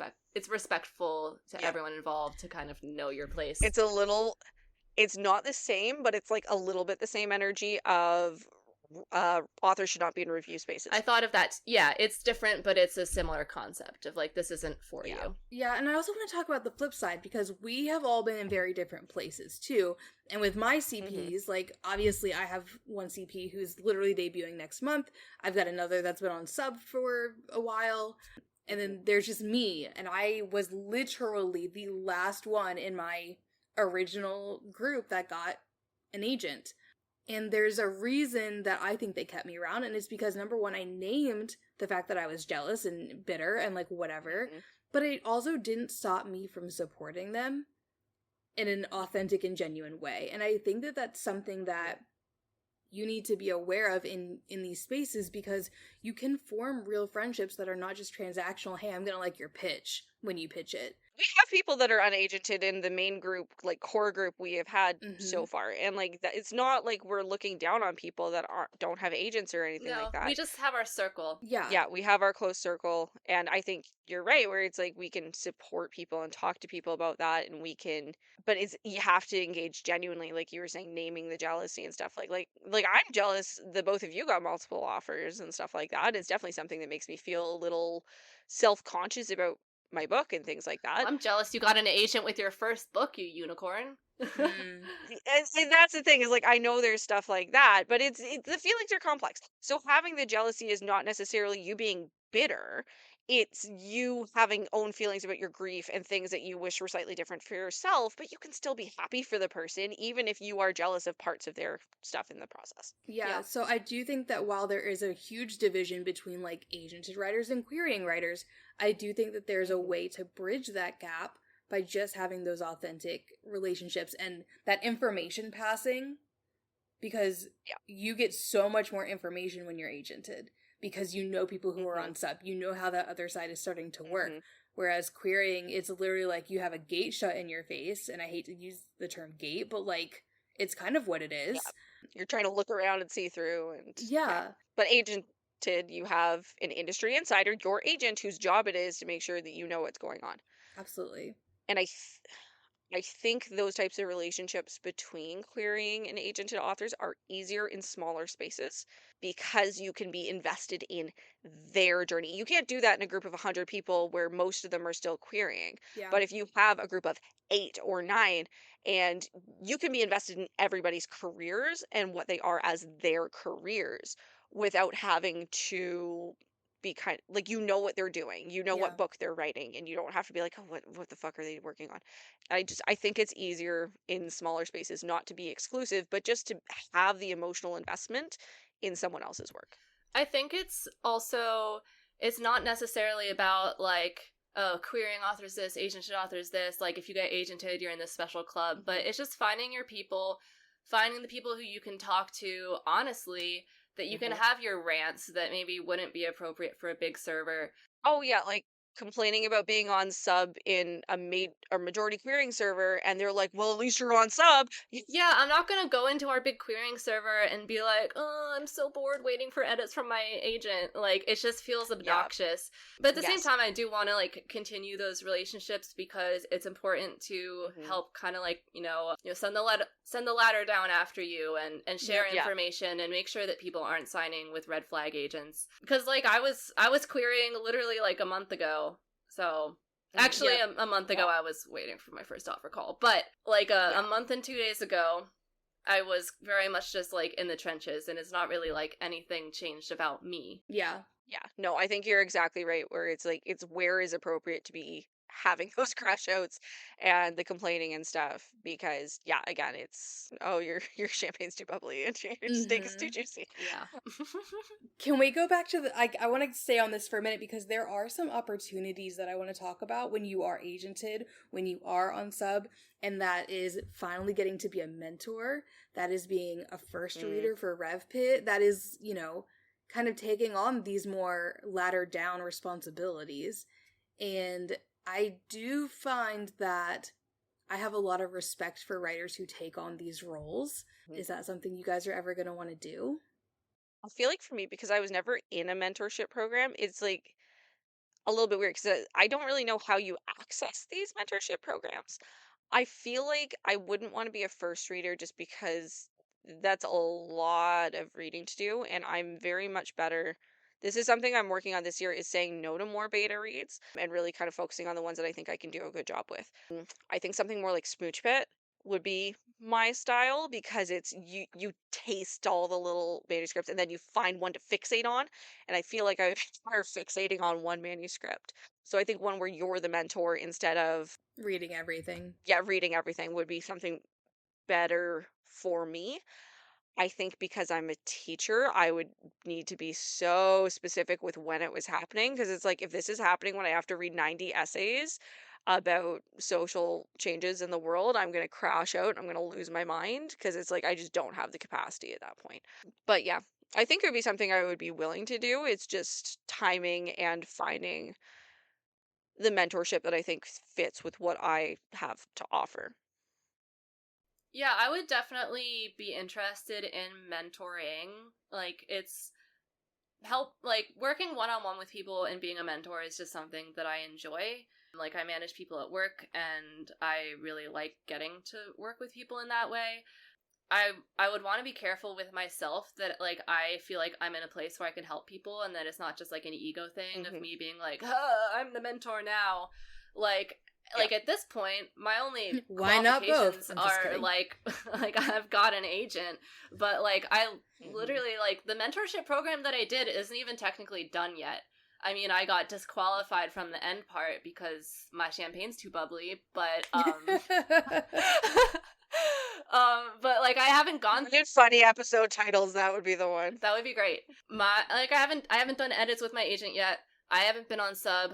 I haven't worked with an editor, so I feel like having more of those experiences would make me feel more comfortable applying to be like a mentor. So I'll see how I feel like, you know, as those opportunities come up. But I also feel like it's important to have mentors who like are able to bring value to people that they're helping. Absolutely. I'm gonna let my ego talk really fast. Oh, go for it. I think that I would be an awesome mentor because... You would. Zilla, you mentored our entire Discord group. Go for it. Literally, though. Well, because the mentorship is about, I'm thinking Smooch Pit, I'm thinking Right Team Mentorship, right? It's about getting your pages polished enough so that you understand the story, you know that what you're offering this agent, and going out and pitching yourself while you're querying, right? And I feel like I've gotten pretty good at that. I had a great request rate. I had not a great offer rate, but like I did get an offer of representation. So I feel like I do. You also had that in like the worst time of year to get an offer. And I think that if you had your offer in January, it would have been a different story. I don't know about January. I was hearing people were still backed up, but yeah, like February, March. That's true. Maybe anything other than like around the holidays. True. Yeah, anything that wasn't December. Yes. If you got a month earlier, we'll say. Yeah, November I think would have been great. But that's, anyway. Yeah. The point is, like, I do think, like, because I've been through a mentorship, because I've been on the other side of a mentorship through, like, coordinating manuscripts, and because I've had agency experience, like, I do think that I would really love to be a mentor. I think that I bring more of the meta horror, where I haven't really seen that in a lot of mentors that are doing horror right now. They're doing, like, very atmospheric Appalachian, or, like, very gothic, and I would love to do a meta based on not a romance. You know, like, I want to do, like, Final Destination manuscripts. But I also think that I don't want to be a mentor while I'm on deadline. If I somehow get an especially, offer, we all have jobs. Yeah, like, a job, a deadline, and a mentorship sounds terrible, so I want to do it while I've got the energy and the time to do it. Yeah, my mentor ended up having a few deadlines, like, during our mentorship, and she made it work, but it did mean sometimes it was like, oh, like, this is going to be a week late because I just, like, randomly got, like, these copy edits dropped on me or whatever. Yep. And but I think that's something that works well with Smooch Pit being so long, is you have that flexibility. Because it runs from October to April? Yeah, March? October through March, which I feel like was, like, too long. But whatever, I made my own timeline there. I think your manuscript was also in a pretty good place going into it, but there was probably people who had like multiple rounds of developmental edits, whereas you had two. Like you had a developmental line edit. Yeah, that was pretty much it. I also, like, again, this was not my first rodeo. Like, I did a ton of edits on my own to my first book, to the point where I really had my process down. But there's other people who are using, like, all the time to edit their books up until the showcase, as they should. Everybody has different processes, and just, again, things are crazy. Especially, like, again, if you have a job, if you have kids, if you have, like... And I think deadlines in publishing can be a bit unpredictable. Not from, like, my own experience, but just judging on, like, what my mentor was going through. Like, it's not like I don't think she had, like, a whole crazy draft due at the same time as we were doing the mentorship, but, like, yeah, her publisher would just drop stuff on her. And that happens. Because it's just when the publisher gets to it and finishes it and all that sort of stuff, and the communication between different departments is not always or between different publishers. If you have a US and a UK and they've got to, like, get their act together, True. Well, I think as the mentor, like, you can also choose, like, what... Obviously, you're choosing which project that you want to mentor, and you can choose a project that needs a ton of work, or you can choose a project that's going to need less work, depending on, like, what you think you have bandwidth for. Yeah, like, these mentors who are choosing two, I'm Very, like, very ooh, what are y'all doing? Yeah, that is a lot. So, we've talked about kind of agented and not on sub to agented and on sub, and there not really being much of a gap there, because everybody's on progress for it. You know that the timelines are so wackadoodle. And I think the timelines can vary a lot as well, just even between what genre and age category you're doing. So if you're doing like middle grade, editors are going to get through it faster. Yeah, but middle grade's also in the struggle bus right Yeah, now, so is that's its own YA. thing. Oh yeah, but at least you're gonna get those. Yeah, Well, you're just YA gonna get is those not answers moving back right for now. YA is a lot closer to adult, I think, in manuscript length, depending on Yeah. genre pair or as well. So like YA fantasy is still longer than like adult thriller, for example, or it can be. But we've established there's not a huge gap there. What about agented to publishing contract? Yeah, I None don't of us have a know. publishing Check back contract. with us in a few years, maybe. Oh, but how do you Mhm. feel talking to authors? So I can say one of my CPs is under Scared. contract, and I do Yeah. feel like there's a little bit of a gap there because she has this experience that I don't have. She's still like the most lovely person. She still makes time for me. Like there's nothing in a personal level that feels different, but like she's meeting with TV and movie producers. She's like she has all of these calls about like her branding and going on submission for production, and like it was all of these like almost champagne problems to me, but to her it's like it's her debut book, like this matters. And so there was a bit of a disconnect where I did have to take a step back and like let my other friend kind of step forward, and then she would have to step back and then I would step forward. Like there was a little bit of that balancing, but it never changed like my love for her, like my absolute respect for her talent.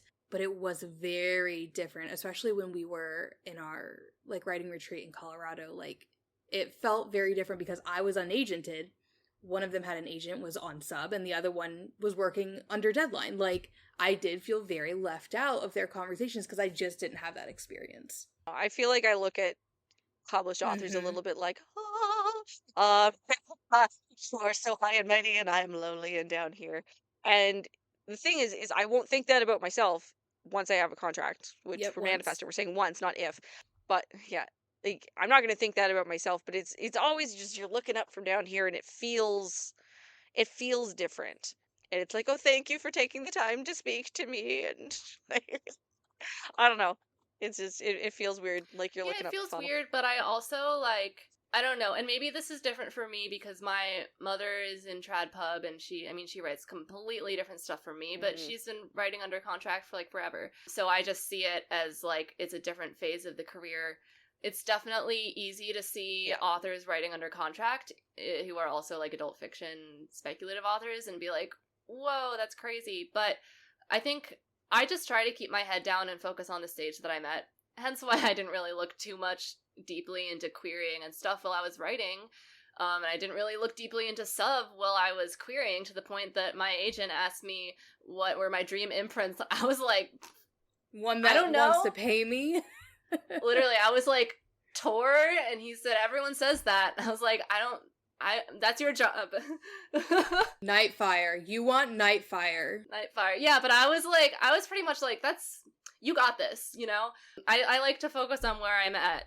And so, like, getting to the next step, it's like, wherever I'm at, I'm just trying to do my best. Try to do my best at querying, do my best at edits for my agent, and then when we have contracts, it's like, I'll just do my best on that, and Signing I my don't name know. for all of the 6 figures. Yes, I'll do my Yep. very best.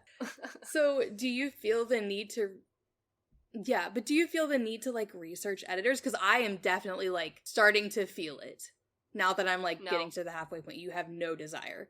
Okay, just me and my panic bubble. That's fine. I said, that's your job. And, like, you got this, Lane. My agent told me the imprints we were subbing to, but not the editors. And Okay. honestly, I don't hate it.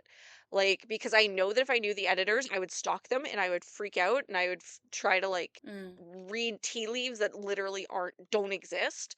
So like, I'm not mad about it. I thought I would dislike it more, but I'm kind of down with it. I'm sure that, like, when I go out on submission or, like, when I get a list of editors or imprints from my agent, it will be different because I will fixate on it. But again, this is just me being, I like to live at the step that I'm at, so I'm not thinking about it.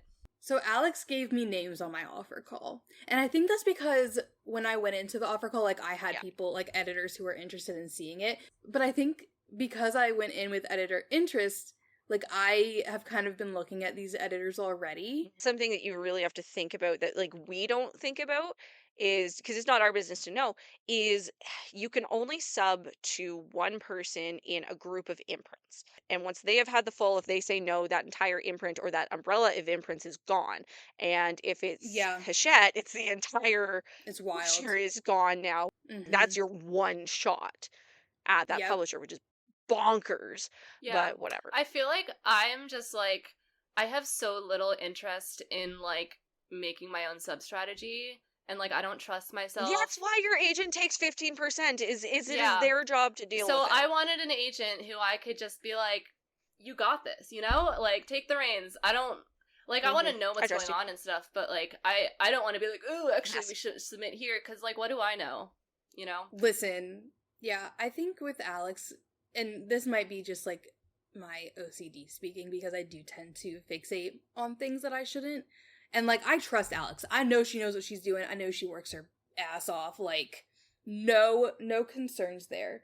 But I want to know everything. I want to have a decision point in there. Like I want to feel like I have ownership over her, like my sub strategy. It's your book no matter what. And I think I'm just excited too. It's just that excitement Yeah, of I'll like, definitely- I want to be able to stalk this person's blue Yeah. sky or whatever. Yeah, exactly. So exciting. Well, you're also in, Mhm. like, the trenches of edits, and I feel like, for me, when I was deep in the trenches of my Smooch Pit edits, Yeah. I was like, God, I just want to query, so I was, like, doing querying research and stuff. Absolutely. Because anything to procrastinate doing edits, of course. But now I'm not doing edits, and so I'm just like, whatever. Like, of course I want to see this, you know, the sub list before it goes out, but I don't know. I'm just really excited to be at this point of, like, I've been, for the past year, as I've been, like, querying various projects, been really focused on the business, and I like to stay focused on the business in the sense of, like, thinking, like, knowing what's in the market, what's a good concept, but, like, after that, I just want to write, and so I don't want to do agenting. That's fair. That's why I'm not an agent.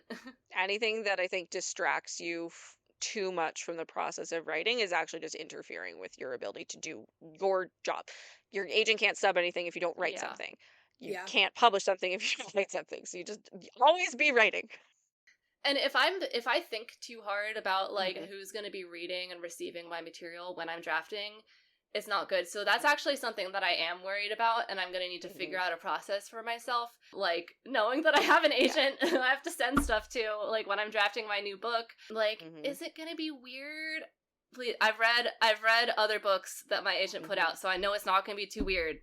Trust. Yeah. But, like, I need to get out of my head and not Yeah. think about, like, oh, I have an audience now. You're still writing the book to write the book, not writing the book for your agent. You're not going through, oh, is he going to like this part, and just writing the book that you think it needs to be. When I was drafting Banshee, I was like, I'm just gonna write whatever I want. It's gonna be weird, and I'll pull back those two weird scenes later, and then I did. So Yeah. at this point, what do you think the widest gap is in the funnel? I think you're not really aware of the funnel until you're querying, is the big thing. So I think the biggest gap is going to be from querying to kind of like agented. That's because that's where the bitterness starts. Whereas, like, if you are somebody who is still trying to finish a book, you're not going to be bitter at somebody for finishing a book because, like, well, get your ass in the fucking chair. If you haven't finished your book, that's not my problem. Whereas I think there's, when people have finished their own book, they're like, well, why is theirs good enough and mine isn't? And that kind of bitterness almost comes, not bitterness, but like the jealousy rears its Yeah. head more. So I think the stage from querying to agented is maybe the biggest awareness of the funnel, whereas I think the actual biggest funnel is people who want to write a book to people who finish a book. That's the greatest narrowing, but not where the most emotion is. Interesting. Even within that gap, I think there's a pretty significant gap of, like, querying and not really getting bites, or getting very few bites, to, like, Yes. querying and getting a lot of bites. And then it feels like, I know, Zilla, you went through this, like, feeling like you're getting so many requests before you get the offer, but that's like a time thing, and it, like, because you were getting so many requests, like, you were really close. But, like, for me, it was a big gap in realizing, like, okay, like, I need to learn how to write a query in a book that people want. Yeah. Because anyone can just query. I think I do agree. Like, for me, the emotion between querying and being agented was the hardest for me because I had seen so many people get their book deals before I got my agent, even though they had started after me or around the same time as me or like whatever. And I think like the information, because this is going to tie into my tea later, but like the information that you get once you're agented, once you have been like proven to be good enough, right? By someone in the industry has said, yes, Zilla, I will take you and put your career on track. It's like you are now allowed to know all of the things. Whereas querying felt like I was constantly digging for things. I haven't really felt that too much. I feel like maybe it's because I haven't been agented that long and maybe haven't been like, I don't know, like invited to some of the same groups, but I don't know. I mean, I feel like I've learned like a little bit more about how some people's like agenting process has gone, and maybe it's because I already had friends who were agented that I talked about this with, but I haven't really felt that difference personally. Well, and I think that's what I mean though. It's like your mentor goes into her little subgroup or her writing group who is all agented, all on sub. Most of them have a book deal, and they're the ones with the information because they're the ones actively talking about it, so you have to get it from them. Yeah. Her circle does narrow to people who actually know what they're talking about. Yeah. And as you progress, and I think that's a big thing. Yeah. Yeah. Any other thoughts on the publishing funnel? That was a long conversation. That was a really good conversation. Yeah, that was a good one. I'm excited for us to get to new stages in the funnel, and then we can talk about it even more. Hopefully we won't just be at the sub part forever. Sub forever. All right, so my tea today is going to be about agents on social media, and specifically agents who are giving away resources or advice or being that agent persona. Not just the agent who's like on there like, oh, I love this book, but the agent who's going on there and being like, you want to know this? I've got answers. So what had happened was over the weekend, I think it was, someone brought up in our group an agent who had posted about how your bio in your query could be keeping you from a request. And I had an immediate gut reaction like, why does my bio matter more than my pages or more than my query? Because I knew that my bio sucked, okay? My bio was like the one thing I was not confident in. I had no previous writing experience. I had no like personal connection. And like what? Like my mind was just kind of blown. So I think before I really get into it, I want to get your gut reactions. Like if an agent is putting out there like your bio is the thing that you need to be worried about at this moment. I feel like they're trying to grift you into like paying for classes or something that you can put in your bio. And what I'd always heard as like common query advice is like your bio is just there to show you're a real person. However, it can make a difference. Like we workshopped bios as part of the mentorship program. I didn't really do too much to my bio. I kept it short and sweet. I mean, I did have a writing career, so like I mentioned that. But I think for the most part, a bio is just a chance to get in like any creds you have. But if you don't have any creds, that's okay. You can just be like, my name is such and such and I live in Oklahoma or whatever. I don't know where Oklahoma came from. But I just tried to put in like one thing that made me memorable. I don't even think I did that. All right, I'm going to read my bio just so we have like a very dry version of what I did. And this has been workshopped more than my query letter, you guys. I mean, like more than the actual blurb itself. And I feel kind of silly saying it, but this is the final version that I had to really, really work at to make myself memorable. I am currently an literary intern where I hone my skills alongside industry professionals. During the summers, I spend my time at a haunted summer camp in which I get to enjoy my own version of surviving by the rules, even if I'm still 50-50 on whether I believe in ghosts. Murder Night at Hotel Adair will be my debut. I aim to build a career writing horror-driven stories with morally complex protagonists that are really just humans doing their best. Thank you. And again, it took me forever to figure that out, and I actually stole like the idea from an agent's bio, because he is, and I'll call it out because I think his bio is amazing. Alex Shane from Writer's House, like if we could be best friends, like we would be. Like he doesn't like cheese. He doesn't like wine. He ghosted me. Like someone who doesn't like cheese is like automatically very high on my list, okay? I'm just gonna leave. I'm just gonna walk away. Listen, I know I'm the weirdo here, but now I want to read what this agent is saying on Instagram about bios, right? Mm-hmm. Oh God, please get into it. All right, so this agent said, "Let me save you from the author bio crime I witness weekly. Playing guess my genre like it's a fun party game. Spoiler, it's not. Your bio is..." Well, shouldn't the genre just be in your query? Anna, wait. Okay, I'll shut up now. Continue. Actually, no, I kind of love the commentary. Stop it whenever you feel like there's a problem.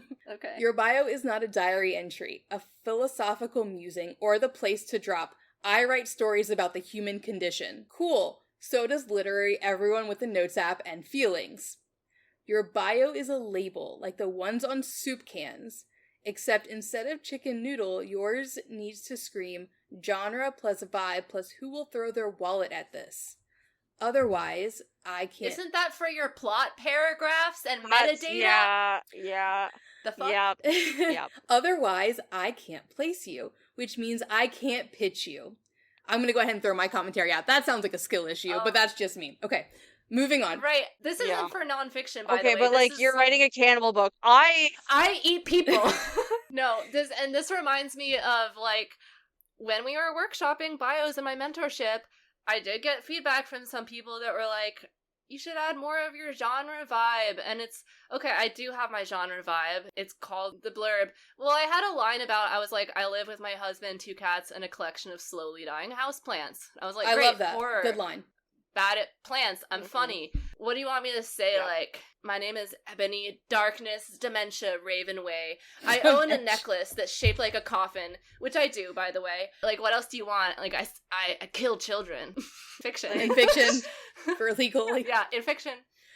Like, I put in that I teach social science, but that was just like as a slight little, hey, my world building's good. Like, what, you want me to say? Oh, Like, no. I like horror movies? No, you like to stand by windows as it rains and Yeah. look out with your tea. That's what you apparently should have said. Now let me continue the post, because the post is still... Oh god, it's still going. It's still Oh, going, my God. okay. Otherwise, I can't place you, which means I can't pitch you. And don't get me started on figuring out your reader. Are they crying into their latte, gasping on the subway, solving crimes in a cardigan? Give me something. What? Try these instead. Now, again, this is about your bio. Just keep that in the back of your head.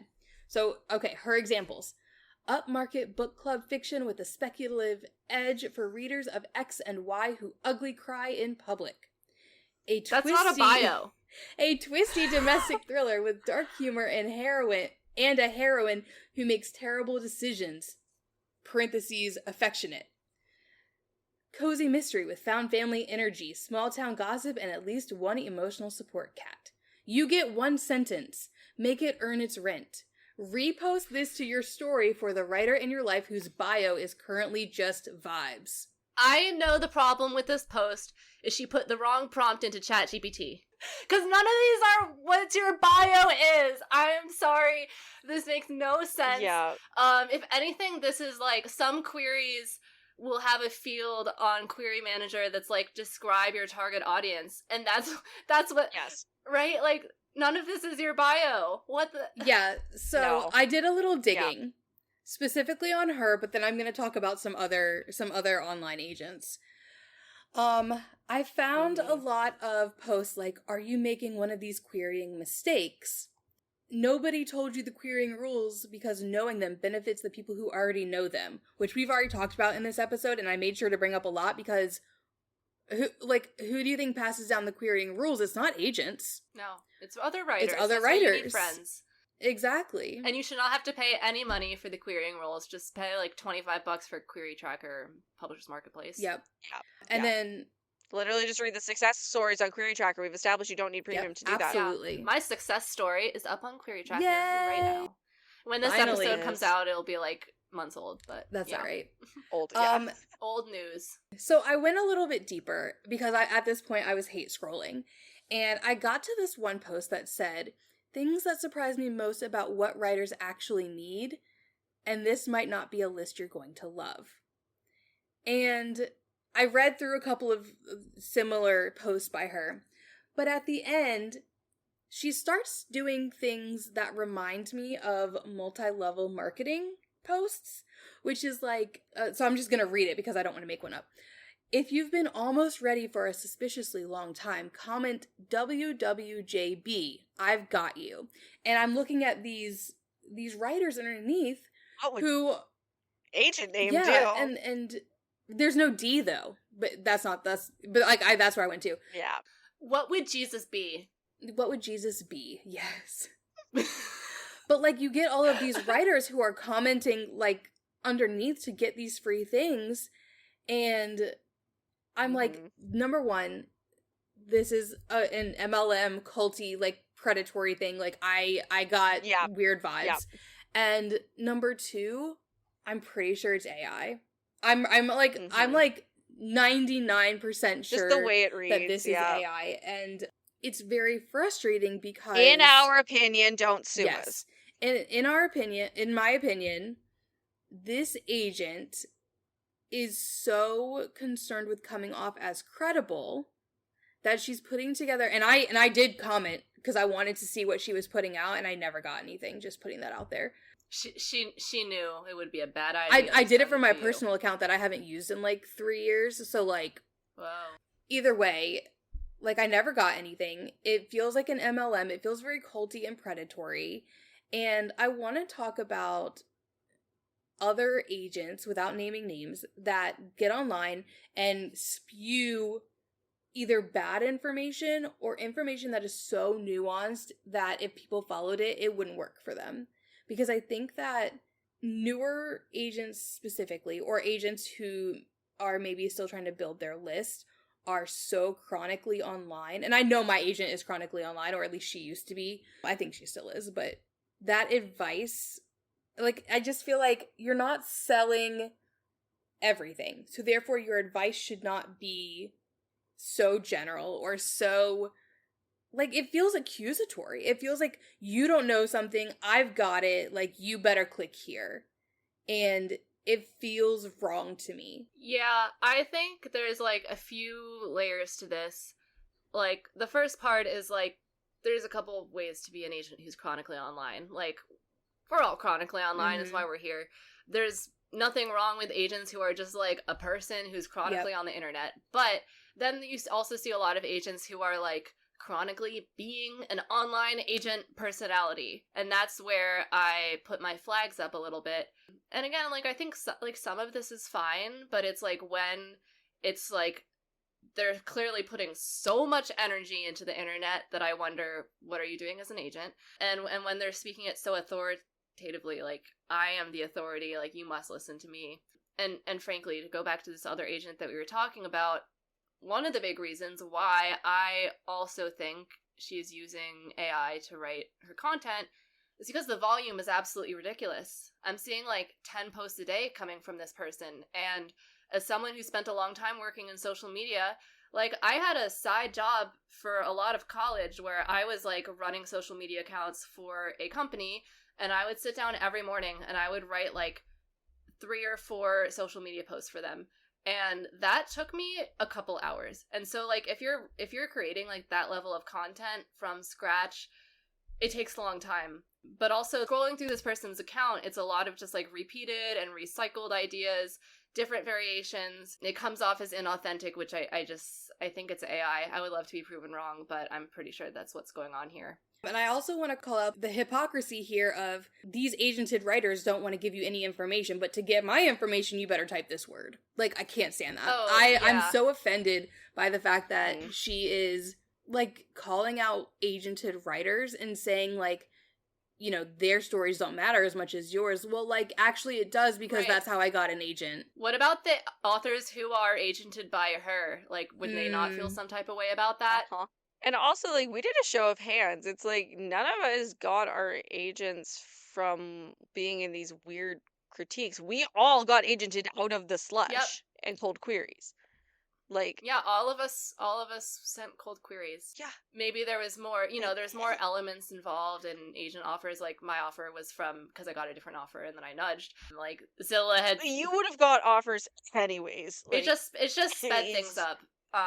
Zilla, you had like multiple books out with your agent. So like, but still, all of this is cold querying. All of this is like stuff that you can learn by just being a part of the community and just doing the thing. You'll learn a hell of a lot more than if you listen to the community than if you just like do a PDF from like a scammy agent who just wants even know what she wants to like just build her internet credibility. So that leads me into the next part. So we have decided that this first agent would not be someone that we would query based on mentorship, based on sales, based on just kind of her whole history. If anyone wanted to sign with this agent, I'd be like, run this away. agent, Don't even send the query. This agent has rescinded 2 offers from people that I know. 2? I only knew about one of them. That's crazy. 2 offers, yep. And I think there's been a third, but I don't know that person, so like I don't want to, Wow. But there are other agents who have vented online, who have critiqued online, and like I'm gonna go ahead and say it, like Cece Lyra, I think she's fabulous. I think she's brilliant. She does have a more intellectual venting style that I find fine. She doesn't bother me at all. And I'm honestly not on Instagram that much, so I can't even like really give my full opinion because I just don't know. But I think there's a difference between being like chronically online and being like, I am a querying god. Yeah. And like it absolutely matters what you are putting out online, and just the way this agent is framing themselves is icky. Yeah. And so I think for agents like this and agents who are critiquing live, because we have seen that in the past where an agent has been inebriated on social media and it was tweeting, she was tweeting like about the queries in her inbox. Right. You really... Yeah, I don't remember this agent, but recently someone got in poop for going through their queries on TikTok Live. Yeah, and this is very different from agents being like, we're doing a live critique, call for submissions, like send me your pages to be critiqued live, but because then you're putting yourself out for that rather than them going through their slush. Yeah, but when you're submitting to a slush, like you're not consenting to anybody except for the agent who you send it to and maybe their colleagues to read your work or assistants or interns. It's a huge or whatever. Power imbalance to like use vulnerable querying writers for content, and I hate it. Yes, it's very icky. So I think we just need to be careful. We need to understand that there is a power imbalance, like you said, and that they're going to use your material maybe in not the best way, and so therefore like maybe you don't want to send that query there. Or if it's an agency who is known for sending manuscripts through AI. And like, if they're using AI for their social media feed, it's like, that is, I think anyone in the book space who is willingly using AI and talking about using AI or using it in any capacity, whether that is for social media content or anything, that should be a red flag. Because I think the book industry as a whole needs to be like, no AI. Like, it's just, it's bad. Yep, because if they're okay with using it for their social, then maybe they're okay with it for your cover or your translator. And it's like, we don't want any of that. Yep. No, we don't. Make your own shitty social posts. And we don't want more people in publishing to lose their jobs so AI can grift and CEOs can and make we can billions. destroy our planet. Nobody asks agents to do all this. I mean, sure, it makes sense to have your business account to like be like, hey, I'm a real agent, like here's my Instagram, I post about my book deals or whatever. Yeah. Post about your book deals. I share my author stuff when they post about their book. Like, that's a lot of what the Janklo that one requires is, having they just reshare stuff. Successful authors and having books that you've sold. Bing, bing, bing. It makes sense as a newer agent to be like, okay, maybe I am building my brand on social media. Maybe I'm going to make some advice posts, but there's right ways to do it and there's wrong ways to do it. I think a lot of this is kind of taking advantage of those authors that aren't in author communities or writing communities, and they are getting all of their information from social media. So like, I had a friend who is pursuing trad pub. She's finished her first draft and she's editing, but she shared something with me from this agency that we are talking about that's like major red flag, and I'm like, block them. Like, they are the reddest of red flags. You do not want them at all. Please just get rid of them from your information source. Like, bad. Yeah. But they don't know, because they're not in those communities of trad pub and writers. that's the danger, is like, if you're a new writer and you don't have a community, but maybe you're like, on the bookish spaces online, so like you're seeing accounts, but you don't have writer friends to talk about. So easy to see people who seem to be authorities in publishing and feel like, oh, thank God, like this person's going to tell me the answers, but you don't know if you're getting good information or not. I would say the one, like, of the chronically online ones, this person isn't an agent, and I think this is part of what makes him more credible. Gina Denny. Love Gina. I watched all of her videos when I was like drafting and preparing to query. But she gives good advice. Yes, exactly. And hers is more from the editing standpoint, which is good. Her query critiques, great if you're trying to write a query. But of the chronically online agents, I'm going through the list in my head, and I really can't think of any that are like good agents. Because they're busy being agents. The really good agents are busy being agents. They are busy making deals. They don't need to be grifting on social media for you to send them their queries, because you are seeing them on Query Tracker, you are seeing them on Publishers Marketplace.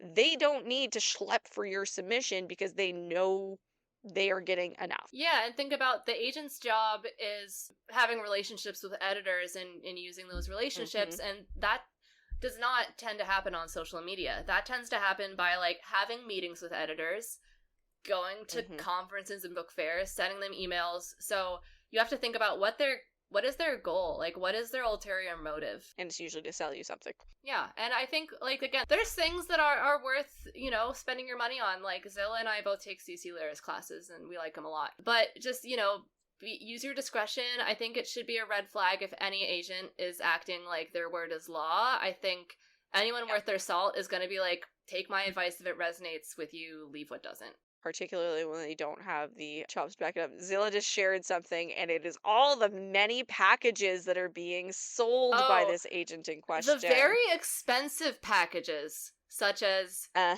before. One of them is $1,000. You not see the 2,500 one? I'm just looking at before you hit send. Your query synopsis and first 10 pages need to do 3 different jobs, but are they? Get your query package reviewed for $997. You know how much money I spent on getting my query package reviewed? A big fat goose egg. Same. I had friends do it. Well, I also did a mentorship, which I was lucky to get into and was completely free. If I didn't do the mentorship, I would just keep asking my friends. The only money I've spent on publishing journey at all is $25 for Query Tracker Premium. That's it. Also, the most expensive query package review that I had seen before this was like $600, and that was from a professional editor.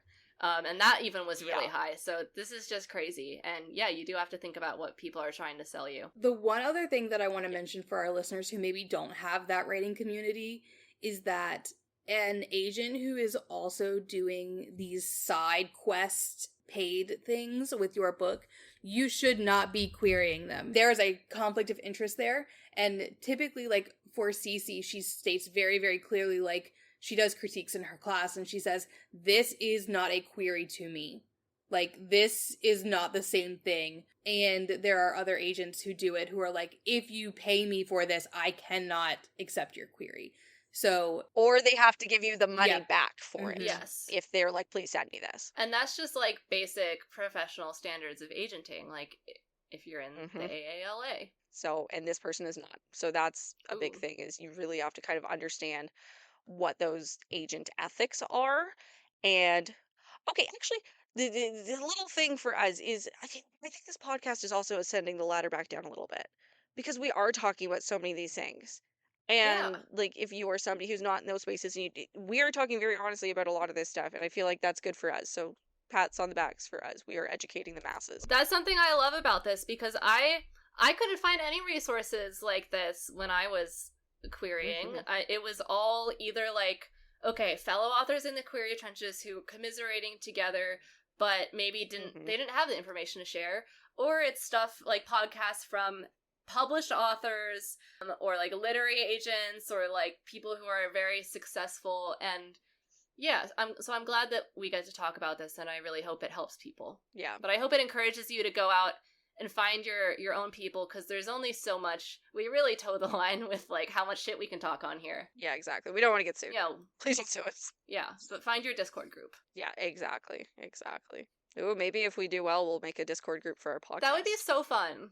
Then we can give you guys all the real tea. Okay, that's goals. That's goals. We get enough people that we can make a Discord group for it. Growing our army. Parasocial relationships. All right. Anything else for our publishing tea other than Grifter's Gonna Grift? Grifter's Gonna Grift. That's all I've got for you today. Thank you for joining us for this episode of With Series Potential. We got into a lot of stuff there. I think it was lots of fun. Next week, we will be talking about edit letters. Ooh. So we'll talk about the edit letter. And maybe you'll have yours by then, Anna. I hope so, because we're taking a break, so we should. Yeah, we're not recording next week because I have my kid's birthday, so we'll be busy. So we're taking a week off. But we will be talking about edit letters, implementing them, all that fun stuff. So maybe we'll talk about like what was in our edit letters, some of the things I covered. But tune in for that. We will be happy to have you, and hopefully we'll be able to impart some wisdom down the line. Bye now. Bye.